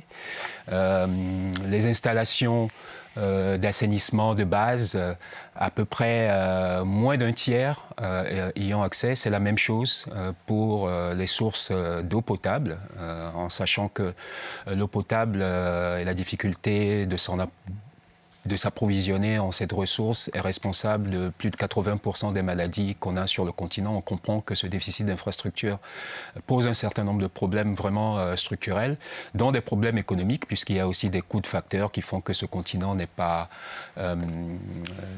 pas compétitif à l'échelle internationale du fait de ce déficit. Et toute cette situation qui pourrait sembler être alarmante se propose dans une configuration un peu transitoire, puisque ce continent amorce une démographie assez exceptionnelle. C'est à l'échéance 2050 une population qui double. En 2100, c'est un humain sur 3 qui sera africain. Cette démographie donne un coup de fouet à l'urbanisation, qui s'accélère aussi. En 2050, c'est 1/6 de l'urbanité mondiale qui sera localisée sur ce continent. Et donc, vous voyez que les enjeux d'infrastructure dont nous allons débattre aujourd'hui sont vraiment cruciaux. Alors, on considère qu'il y a à peu près les 2 tiers des infrastructures à prévoir qui ne sont même pas encore pensées aujourd'hui. Et la Banque mondiale, par exemple, considère qu'il faudrait un investissement constant d'à peu près 12 milliards d'euros annuels pour pouvoir compenser ce déficit-là. Alors j'ai le grand plaisir de débattre de ces sujets avec des invités de qualité que je vais vous introduire maintenant. J'ai avec moi Madame Alice Oussanas, vice-présidente et chef par intérim des relations avec les pays chez Africa Finance Corporation. Nous aurons aussi Naomi Mwara, directrice exécutive de Fleur Initiative au Kenya. Avec moi sur le plateau, puisque les 2 dames nous rejoignent en duplex. Avec moi donc sur le plateau, j'ai Monsieur Éric Andrieux, député européen du groupe des sociaux-démocrates et membre de la commission de l'environnement. Et à ma droite, Monsieur Connie Reuter, coordinateur du Progressive Alliance en anglais, Alliance progressiste en français. Ouais. Avant de commencer les échanges, nous allons projeter une petite vidéo qui est un message de M. Francisco André, secrétaire d'État au ministère des Affaires étrangères et de la coopération portugaise. Good morning. I'm very happy to join you for the Africa Week, such an important initiative ahead of the EU-AU summit and very much revealing of the S&D Group's commitment towards supporting the reinforcement of the European Union-Africa partnership. I'd like to thank you for inviting me, especially to Irache Garcia, our dear group leader and friend, and also to Udo, who is also so committed in this field of cooperation and development. Fellow colleagues in this panel, and ladies and gentlemen, we all know the figures, and we all know how critical it is to overcome the infrastructural deficit in Africa in order to achieve sustainable and inclusive development for the continent. African countries have demonstrated remarkable resilience in the face of global economic adversity, health and social consequences of the pandemic. Much needs to be done, particularly regarding the increase of vaccination rates. Transforming this resilience into better living conditions for the African populations will require strong policy action, effective planning and investment to promote faster and more inclusive growth. The continent is being urbanized at an historic pace, with an unprecedented demographic expansion. It finds no parallel in what has happened in other regions, but it has yet to be supported by significant and adequate structural transformation. Urbanization will, already is, profoundly transform African societies. Despite this, 2/3 of the planned investments in urban infrastructures are expected to remain unfulfilled by 2050. It is therefore imperative that we rise up to the challenge. New and comprehensive urban policies are needed to transform African cities into driving forces of sustainable and inclusive development, helping to meet the challenges of sustainability, climate emergency, energy transition, digital transformation, and sustainable mobility. Urbanization can contribute to promote economic growth and have potential positive impact on human development, on more secure and inclusive housing systems and strong social safety nets, but also when it comes to the promotion of sustainable environmental management. I thus believe we have a major opportunity ahead of us to match the urban transition, which offers these new ways to enhance economic and social development with the digital and green transitions in view of achieving the SDGs, as well as the goals of the Agenda 2063 of the African Union. Supporting the development of smart and green cities will be crucial to enable delivering these goals, using technology to create better public services and to reduce environment impact. Good practices in each of these areas obviously will contribute significantly to have new attractive cities and to improve people's lives. We strongly believe that the key is cooperation between countries, including at mayors level through the so-called city diplomacy, but also inside each country taking profit of the potential for cross-sectorial strategic cooperation between public administration, universities and companies. We need to find common solutions to address global challenges, and that means we need to look at what is being done, not only in Europe, but as well as in Africa and other parts of the world. This approach includes stepping up investment in urban infrastructure, improving the connection between cities and rural areas, as well as improving the provision of infrastructure and services within and between cities. Such investments should be underpinned by productive formal employment, particularly for young people. Efforts must also be mobilized to meet the continent's needs of increased investment. It will require more funding, innovative finance, and the presence of the private sector. The European Union has set up an innovative financing instrument to support its cooperation from 2021 to 2027, the NDC Global Europe. It has an overall amount of almost 80 billion euros, of which 30 billion are allocated to sub-Saharan Africa and more to the southern neighborhood.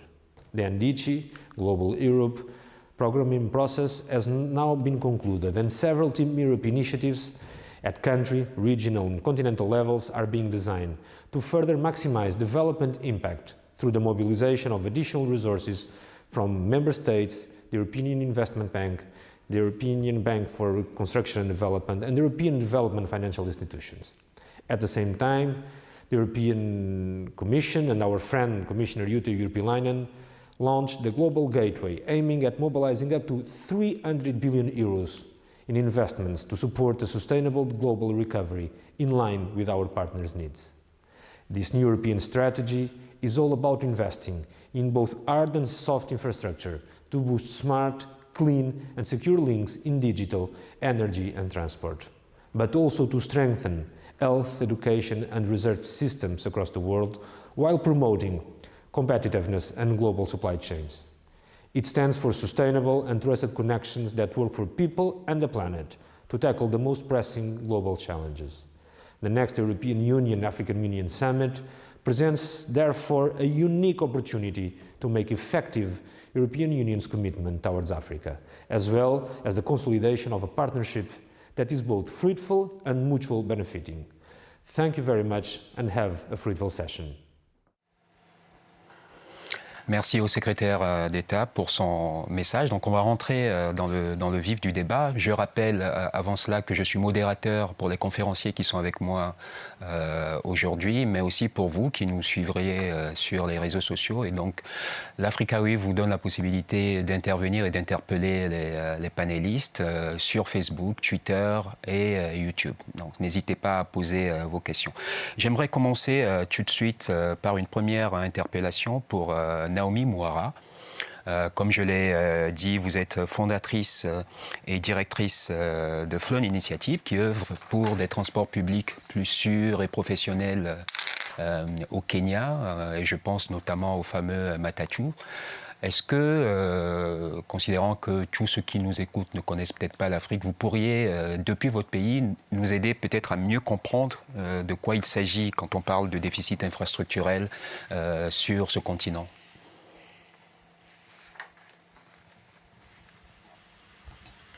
Thank you, Mr. Coffey. Good morning, good afternoon, wherever you are. Thank you for taking time to join us today.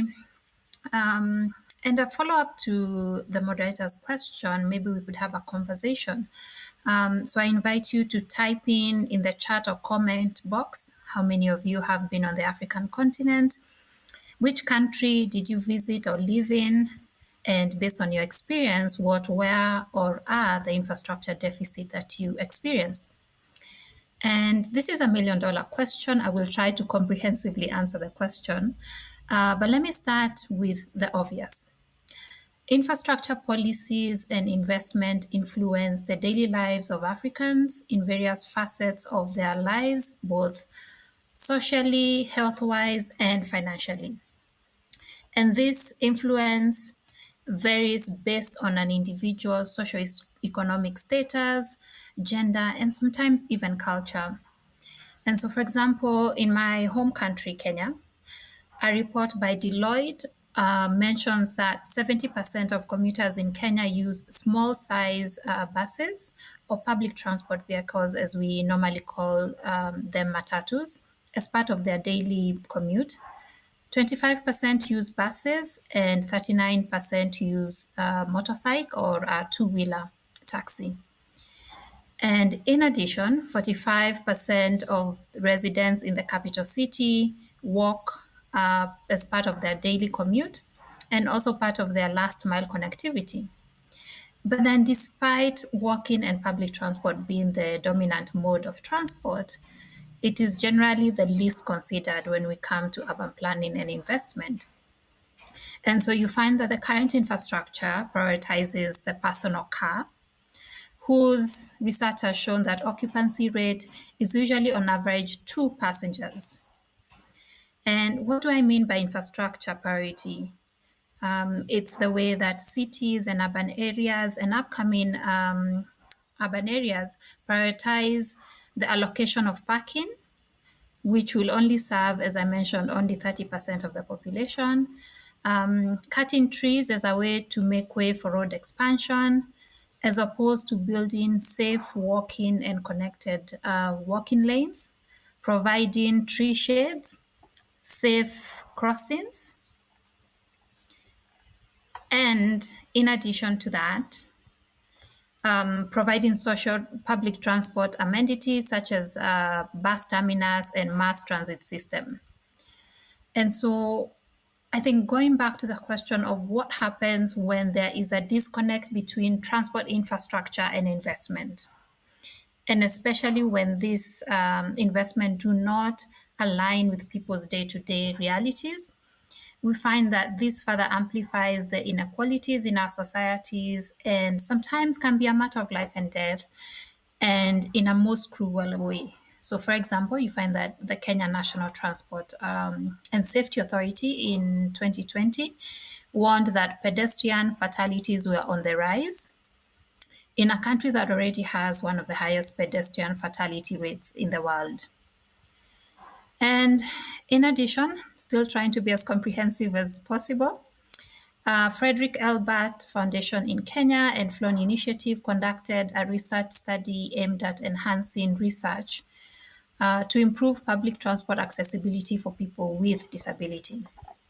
And the research showed that accessibility of public transport still remains a mirage to users with disabilities due to the policy, technical, and social challenges that are intertwined.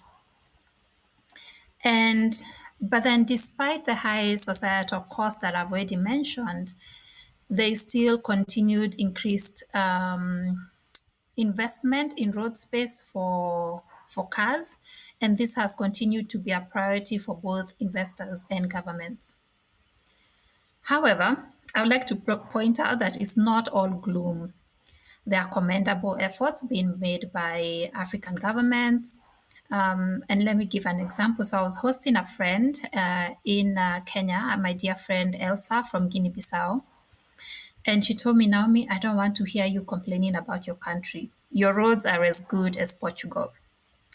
And Elsa wasn't wrong in her observation. The Kenyan government has continuously continued to invest in heavy infrastructure development with funding both from local and international entities. So presently, the public transport sector and as a whole, the infrastructure development contributes to about 8% of the GDP of our country, making it the second highest contributor after agriculture, forestry, and fishing. And currently, there's an ever expanding infrastructure, and this has included, and this list is not comprehensive, the revival of the rail network, the construction of new commuter rails, the expansion of aviation facilities, increased container handling capacity at the ports, construction and rehabilitation of roads all around the country. And so, in conclusion, I'd like to say I acknowledge all these developments, but in the same breath, I would like to finish up by saying that I think there's still room for improvement. Je reste un peu avec vous, Naomi, juste pour dire que tout ce relatif retard, ces carences ou ces disparités en termes d'infrastructures que vous venez de présenter sont souvent en calque, révèlent ou accentuent d'autres inégalités, comme l'inégalité de sexe. Par exemple, vous qui avez participé du mouvement My Dress, My Choice, pouvez-vous nous parler un peu de la relation du genre au problème des infrastructures en Afrique?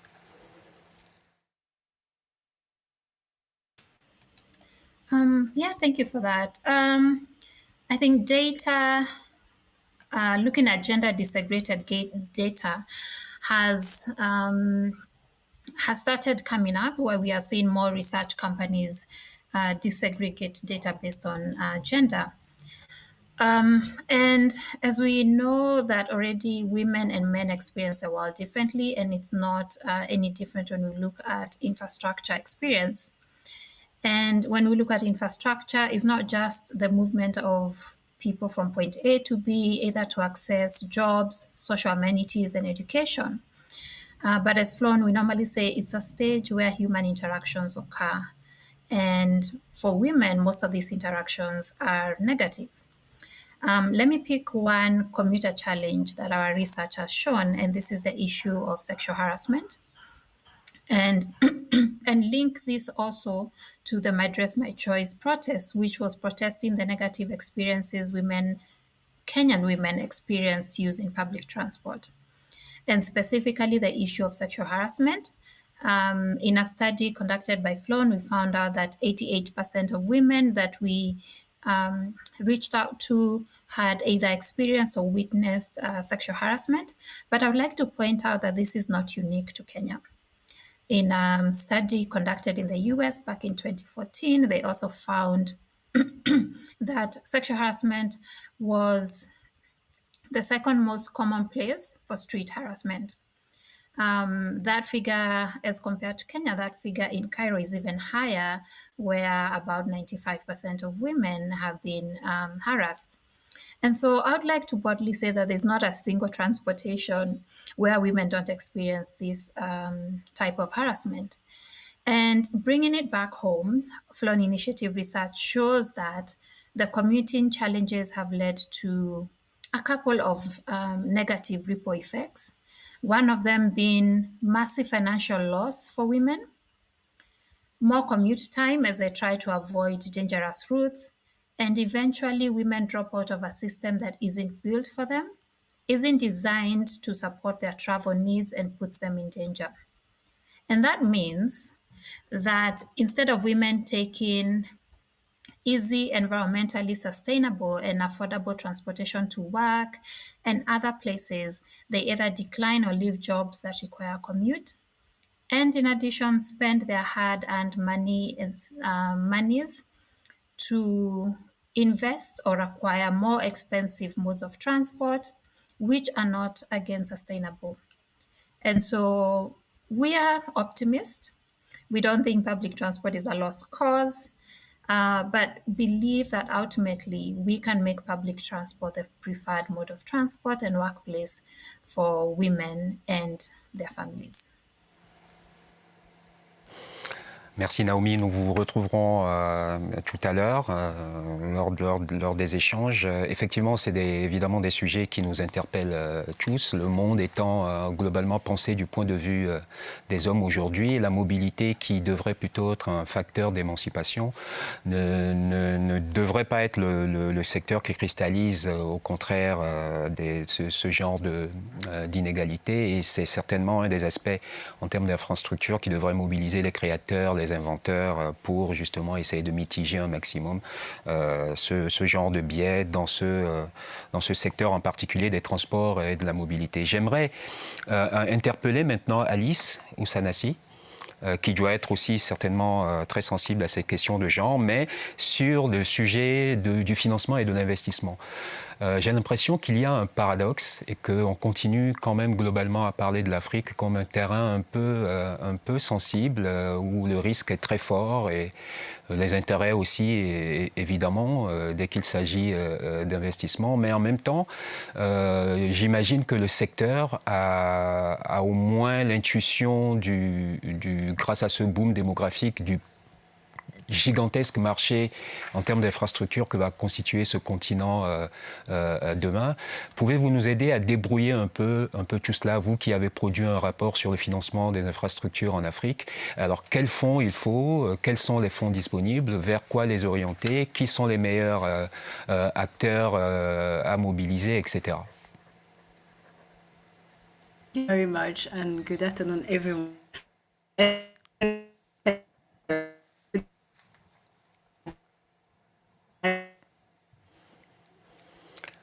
On a une très mauvaise connectivité avec Alice Oussanassi. Je ne sais pas si on réessaie de la retrouver ou on essaiera tout à l'heure de l'entendre. Donc je vais enchaîner tout de suite.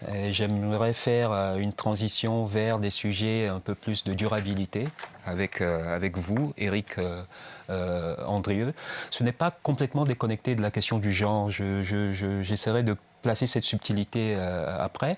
Mais vous qui avez produit un certain nombre de rapports sur ce sujet de la durabilité, vu l'urgence qu'il semble y avoir aujourd'hui à produire de l'infrastructure en Afrique, considérez-vous que ce soit un élément important dont il faut tenir compte, ou il faut réellement s'inscrire dans l'urgence et plutôt s'occuper de produire de l'infrastructure quel qu'il soit?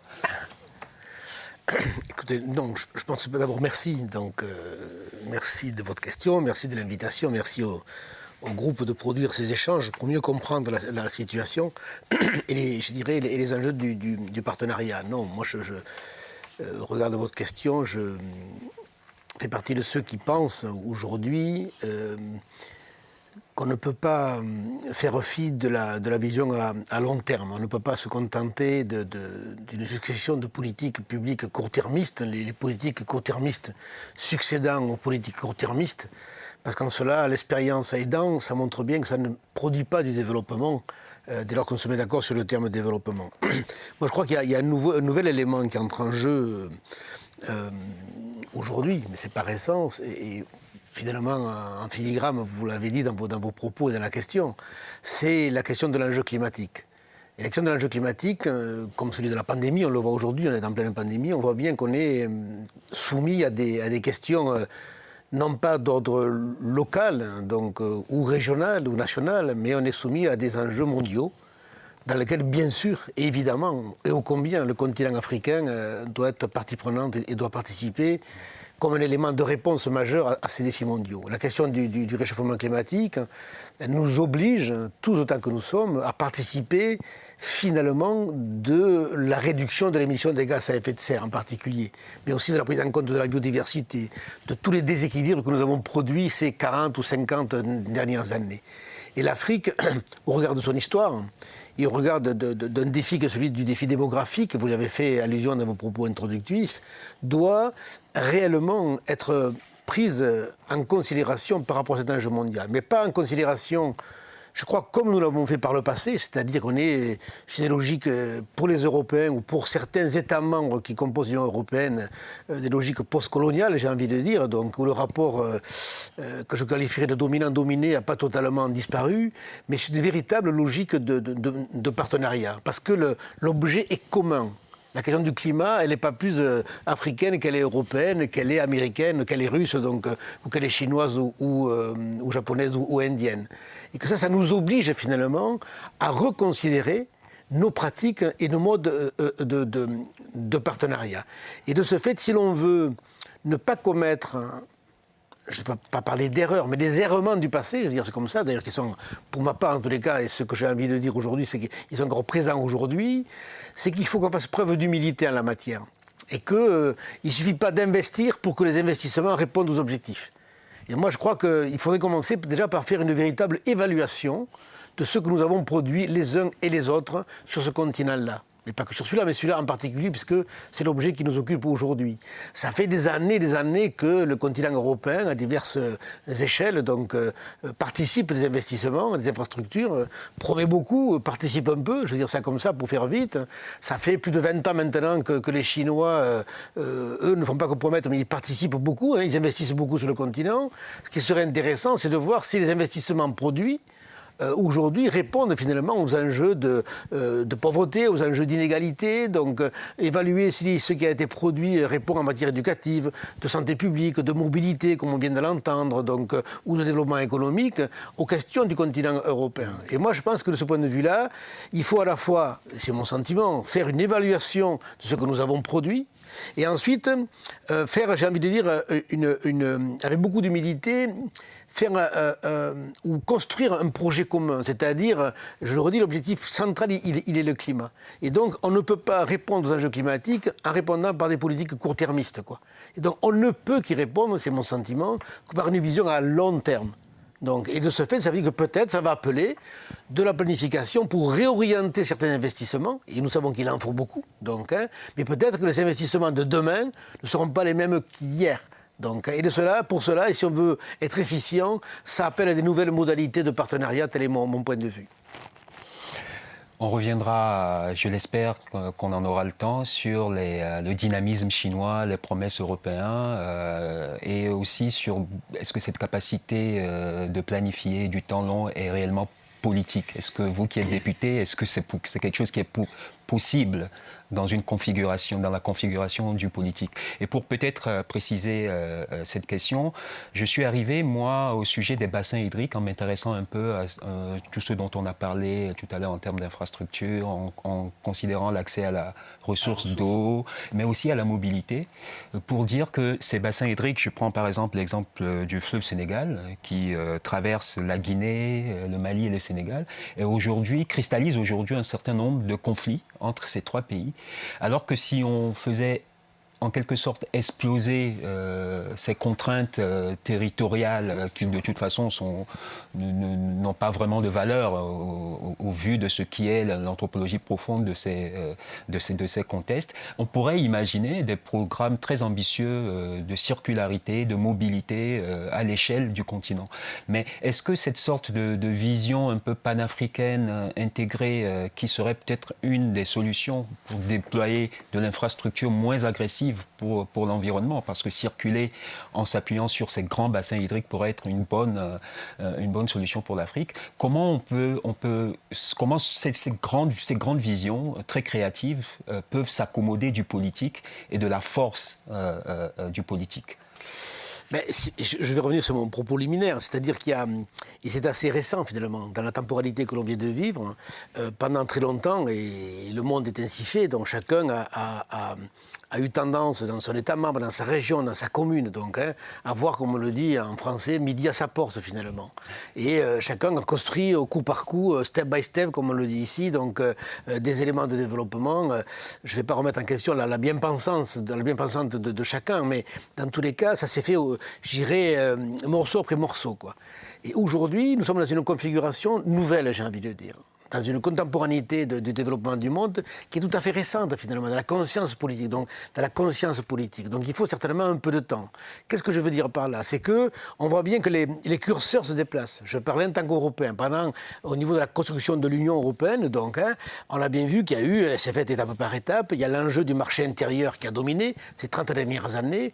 Aujourd'hui, le curseur s'est déplacé. Et les questions qui nous sont posées aujourd'hui, elles ne sont plus de l'ordre de la nation, de l'ordre du continent européen, elles sont de l'ordre mondial, ce qui interroge d'ailleurs de la gouvernance mondiale.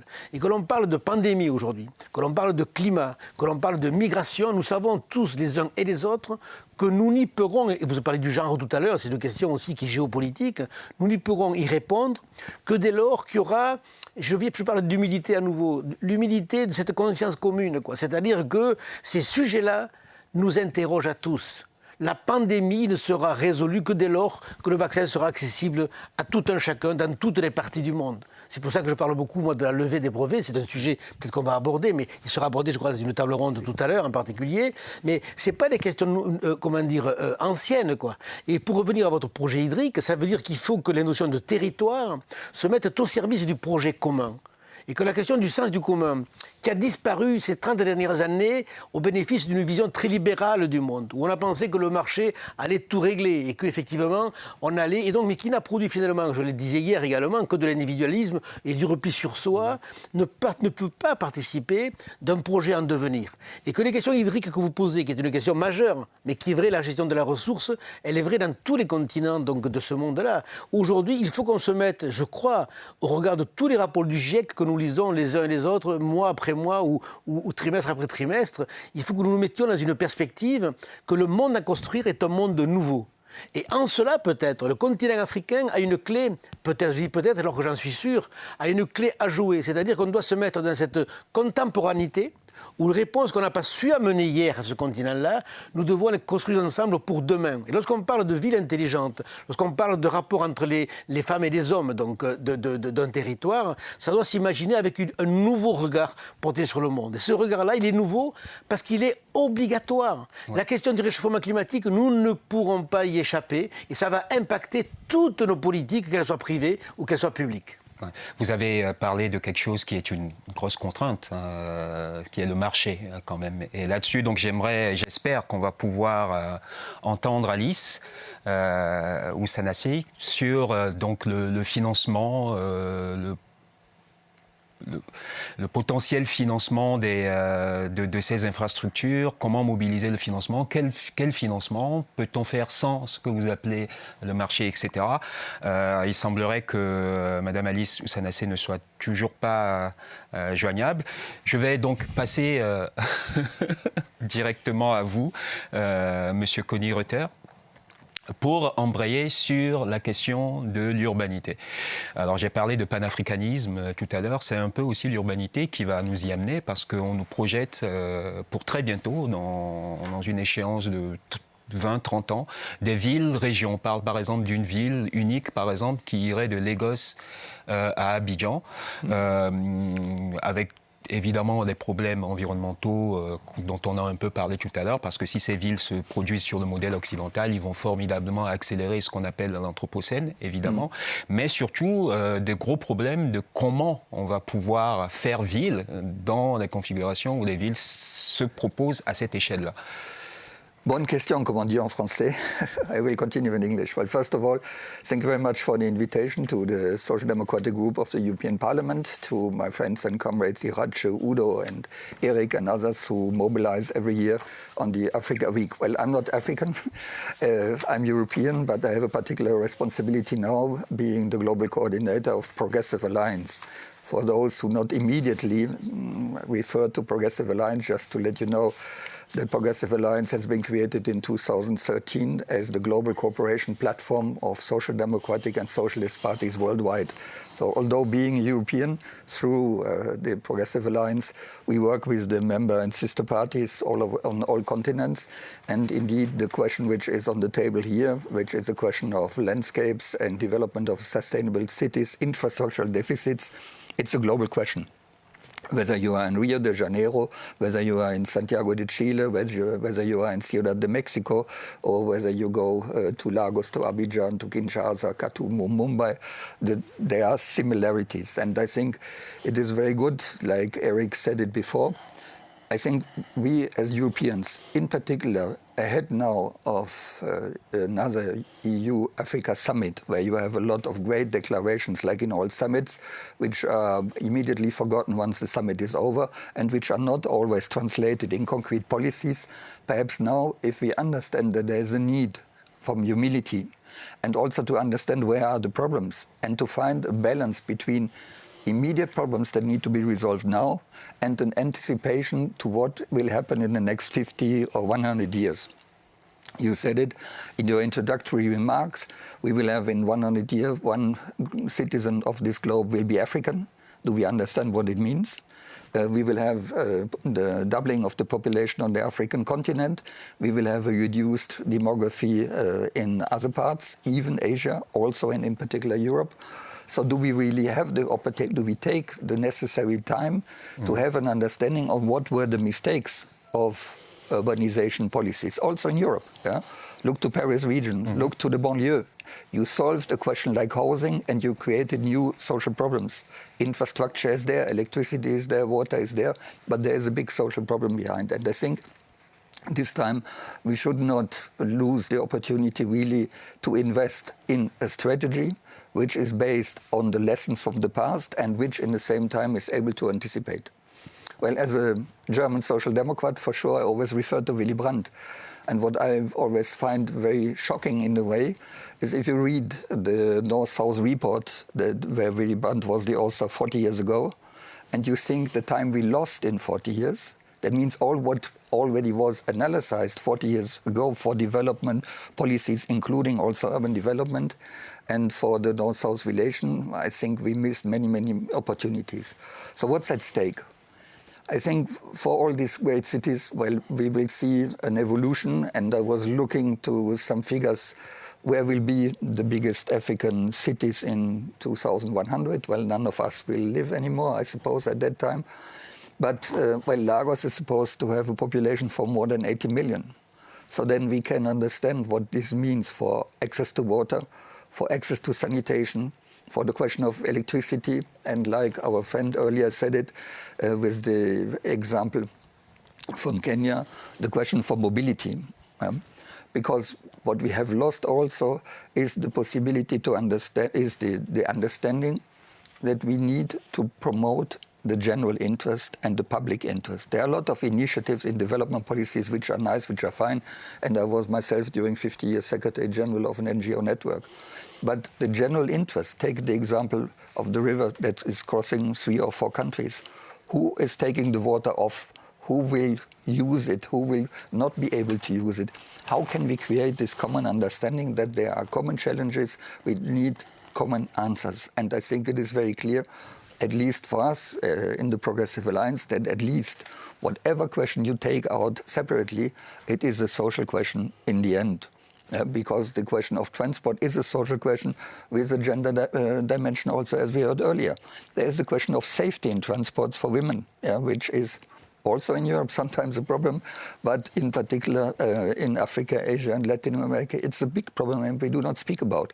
So creating an infrastructure that is ensuring also security is an issue. How do we resolve the question of access to water? You said it in your introductory remark. There is 1/3 that has access to water, but we do not speak on the quality of water. And if you look, and let me finish by this, if you look at the time that it took to clean up the rivers also in Europe, we know that it's not just by coup de baguette magique that we will change it. There is a question of really identifying with humility the problems of today and anticipating what shall be the solutions and bringing the actors together to overcome these egoisms and to define a general and a common interest. And I think this is where we come to what is the essence of social democratic and socialist policies. Je vais rester sur le mot d'égoïsme et vraiment faire un constat qui est qu'on a l'impression quand même en vous entendant tous les deux qu'il y a quand même cette sorte d'idée du commun, cette sorte de conscience globale qui est quelque chose dont vous considérez qu'il faut tenir compte dans ce qui va être le mouvement à partir de maintenant. Nous sommes progressistes d'ailleurs. Voilà, justement. Et là-dessus, j'aimerais oser une petite thèse que vous n'incarnez certainement pas, vu quelle est votre position politique. Cette thèse serait que ce dont on parle là, déficit d'infrastructures, quelle pourrait être la part de l'Europe là-dedans, en considérant que l'Europe est historiquement, selon ce qu'on met comme contenu dans l'histoire, le partenaire de l'Afrique. Est-ce que l'Europe a une part? Est-ce qu'elle a une responsabilité? Et pour aller vraiment plus loin, est-ce qu'elle n'y aurait pas eu un intérêt? Et si on allait un peu dans cette thèse de considérer que cette sorte de retard, entre guillemets, de l'Afrique a été fabriqué un peu artificiellement parce que l'Europe, à un moment, a cru que c'était stratégique pour lui et pour son propre développement de maintenir toutes ces populations dans cet état-là, dans une sorte d'état de végétation. Est-ce que c'est encore soutenable aujourd'hui? Non, visiblement, à travers les propos qui sont les vôtres, dans cette conscience globale qui s'est réalisée et cette interopérabilité des contextes. Mais comment faire? Au cas où on considérerait qu'il y ait eu un enclin à vouloir s'accommoder de cela, comment faire pour shifter maintenant et passer à une relation un peu plus juste avec l'Afrique, depuis l'Europe? Alors moi je partage votre constat, je pense que l'Europe, dans différentes étapes de son histoire finalement, parce que l'intervention en Afrique, on sait bien, on n'a pas le temps de revenir sur l'histoire donc, du rapport au continent et européen, c'est le rapport de certains États membres donc, avec le continent africain, puis le rapport de l'Europe. Ce qui est en train de se passer aujourd'hui, c'est que l'Union européenne, dans son élaboration commune, commence à prendre conscience de l'enjeu donc, du continent africain. Pendant très longtemps, c'était les États membres, je ne confonds pas l'addition de certains États membres donc, avec l'entité des 27 pays qui composent l'Union aujourd'hui. Et ça, c'est assez nouveau. Je vois bien dans les discussions donc, qu'on peut avoir d'ailleurs dans nos groupes politiques ou autres, où effectivement, cette conscience collective est en train de se construire de façon formelle. Et ça nous oblige, c'est-à-dire qu'effectivement, dans un moment où la notion de la gouvernance du monde prend une place considérable, ça oblige l'Europe. C'est-à-dire que la question qui nous est posée à nous en tant que responsables européens, c'est de savoir est-ce que l'Union européenne, est-ce que le continent européen a l'ambition, et on est en plein débat en ce moment d'ailleurs là-dessus, de jouer un rôle moteur dans la régulation du monde et à l'échelle internationale. On en est loin aujourd'hui. Sincèrement, nous en sommes loin. Mais c'est dans tous les domaines. Dans les domaines de la sécurité, de la gouvernance, de l'économie, des mobilités, de la gestion des migrations, de la pandémie, j'y reviens. Et on voit bien qu'aujourd'hui, l'Union européenne, dans son mode de fonctionnement, donc, doit revisiter ses approches si elle veut travailler en termes d'objectifs globaux et de réponse à ces objectifs globaux. Ce qui se passe aujourd'hui au Mali, ce qui se passe au Burkina Faso, ce qui se passe donc en Ukraine, je ne sais pas des hasards. Est-ce que l'Europe a les moyens de ça? Est-ce que l'Europe peut résister au marché potentiellement, qui est une des tensions fortes de cette relation à l'Afrique? Moi je dis que potentiellement, oui, elle n'a pas, en l'état non, clairement non. Donc pour des raisons à la fois institutionnelles, donc de mode de décision administrative donc, et économique, mais elle peut se les donner. les moyens. Donc les moyens, ce n'est jamais que la réponse à des objectifs. En politique, on fixe d'abord des grands objectifs et ensuite on met les moyens en face des objectifs. Aujourd'hui, l'Europe, par exemple, vient de fixer un grand objectif autour d'un grand programme qui est lié au climat, donc sur le Green Deal. Mais derrière, je considère que les politiques publiques qui doivent se mettre en œuvre pour répondre à ces enjeux climatiques ne sont pas à la hauteur des objectifs. Donc c'est des questions, mais on est vraiment dans la contemporanéité de nos débats. On est au cœur du débat. Et je pense que l'Europe ne peut pas passer à travers. C'est-à-dire qu'aujourd'hui, si elle veut jouer un rôle moteur, aujourd'hui vous dites que l'Europe est intervenue sur le continent africain depuis 20 ans. Il faut être très sérieux. La Chine a pris le pas.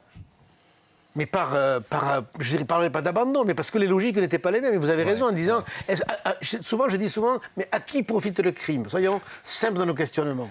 Donc, et on voit bien qu'il y a des rapports de force, des rapports...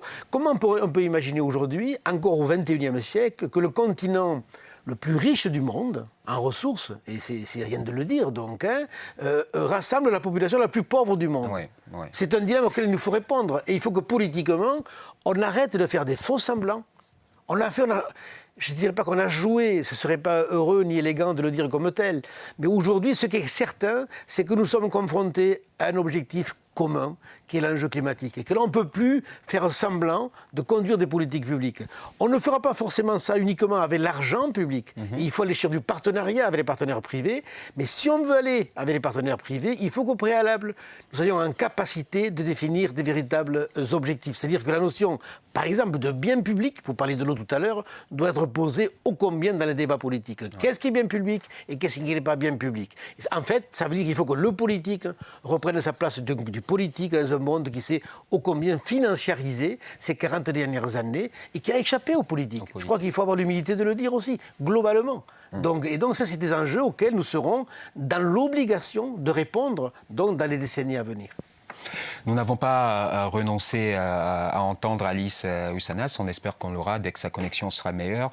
Monsieur Conny-Reuter, sur la même question. Sur la même question, je vais répondre en français pour enchaîner par rapport à ce que Eric disait. Ce biais d'authenticité un peu de l'Europe. Est-ce que l'Europe est vraie dans sa relation à l'Afrique? Bon, est-ce que l'Europe a vraiment fait le deuil sur les politiques colonialistes et du passé? Aujourd'hui, quand on voyage à travers le monde, quand on atterrit dans un aéroport, la première chose que je fais, je regarde qui a construit cet aéroport. En règle générale, c'est les compagnies, ou c'est les Chinois, ou c'est les Européens. Les Français ont même vendu des aéroports aux Chinois, incroyable. Mais donc on a des grandes infrastructures, des grandes constructions, c'est souvent des compagnies européennes qui sont derrière. Donc suivez pas simplement le crime, suivez aussi la trace de l'argent et on entend d'où va l'argent. Bien évidemment, l'Europe est aujourd'hui dans une situation de compétition qu'elle n'a pas connue avant. Jusqu'en 89, il y avait la confrontation des blocs. Aujourd'hui, il n'y a pas il risque d'y avoir un conflit en Ukraine et Russie, on verra bien, mais on espère que les politiques vont arriver à résoudre ce conflit par des canaux diplomatiques, mais on a une compétition très très forte dans tous les continents, que ce soit en Afrique, que ce soit en Asie ou que ce soit en Amérique latine. Aujourd'hui, les Chinois sont déjà là.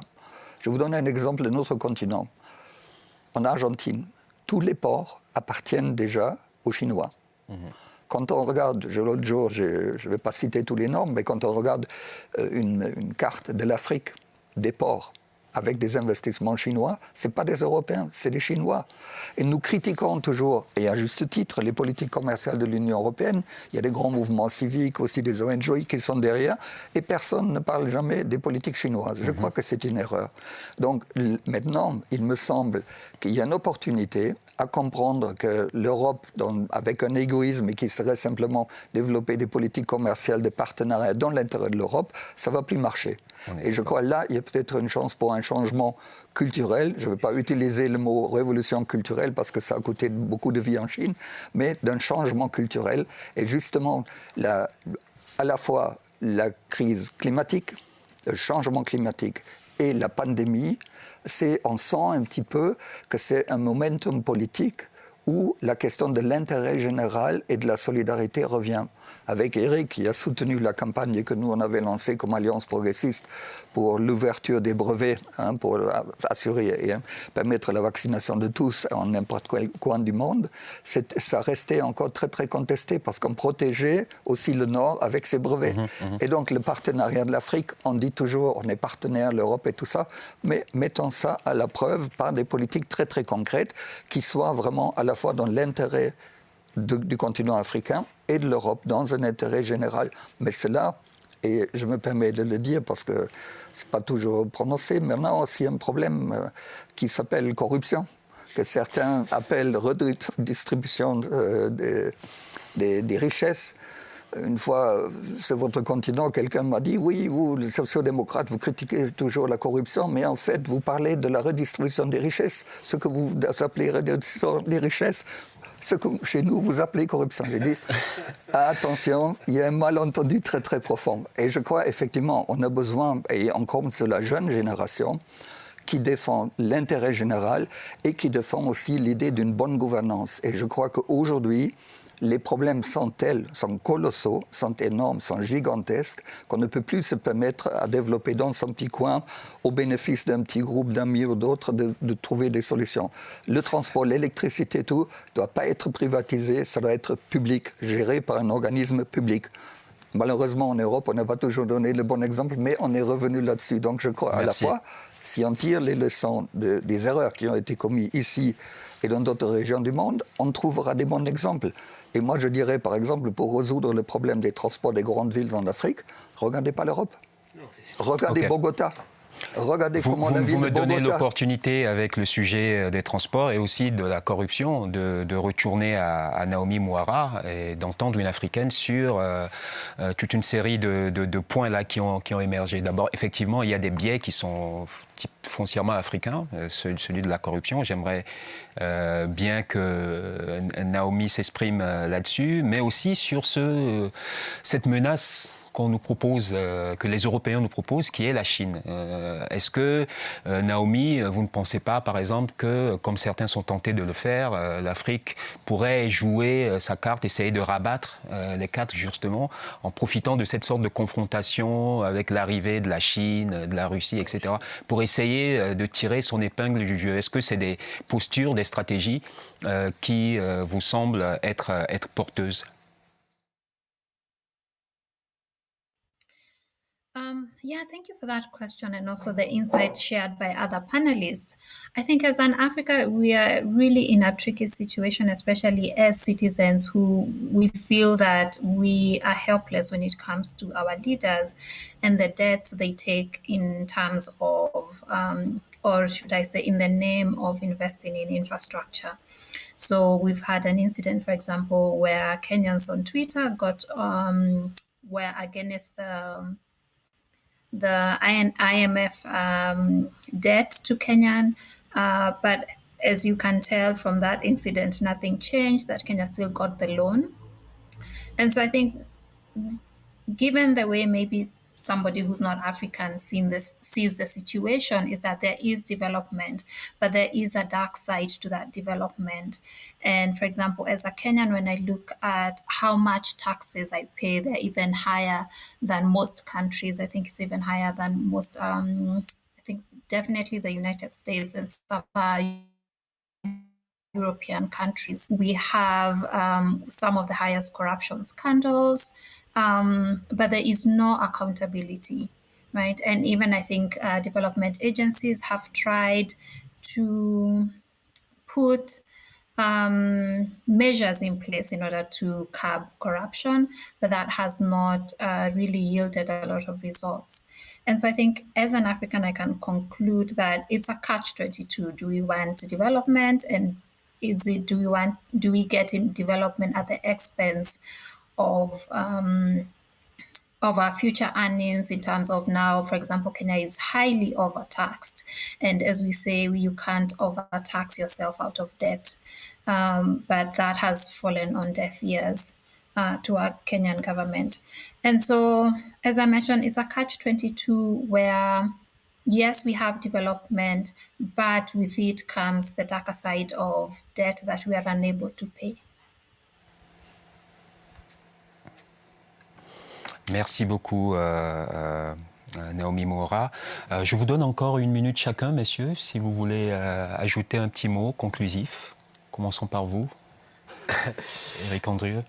Oui, je crois que d'abord, merci de ces échanges, je crois que qui nous éclaire et qui nous renforce. Je crois que là, en tant que progressiste, on a beaucoup à faire. C'est-à-dire que moi, comme ça a été dit également, je crois que la pandémie et le climat modifient fondamentalement la donne. C'est-à-dire qu'effectivement, s'il y avait un moment qui montre que le modèle libéral que l'on vit depuis 40 ans nous a pas amené dans le mur, en tous les cas, n'est pas la réponse adaptée au niveau donc, géopolitique, c'est bien ce moment-là. Parce que ça veut dire que lorsqu'au niveau européen, on met en place ce qu'on appelle un plan de relance à 750 milliards d'euros, c'est bien ce qu'on peut qualifier du retour de l'État-providence. Ça veut dire que la question des services, des vaccins, on a spécialisé des grandes parties dans le monde qui montrent bien qu'on s'est rendu interdépendant et que ça ne peut pas perdurer. Et que donc, dans ce moment-là, de reconsidération finalement des grands équilibres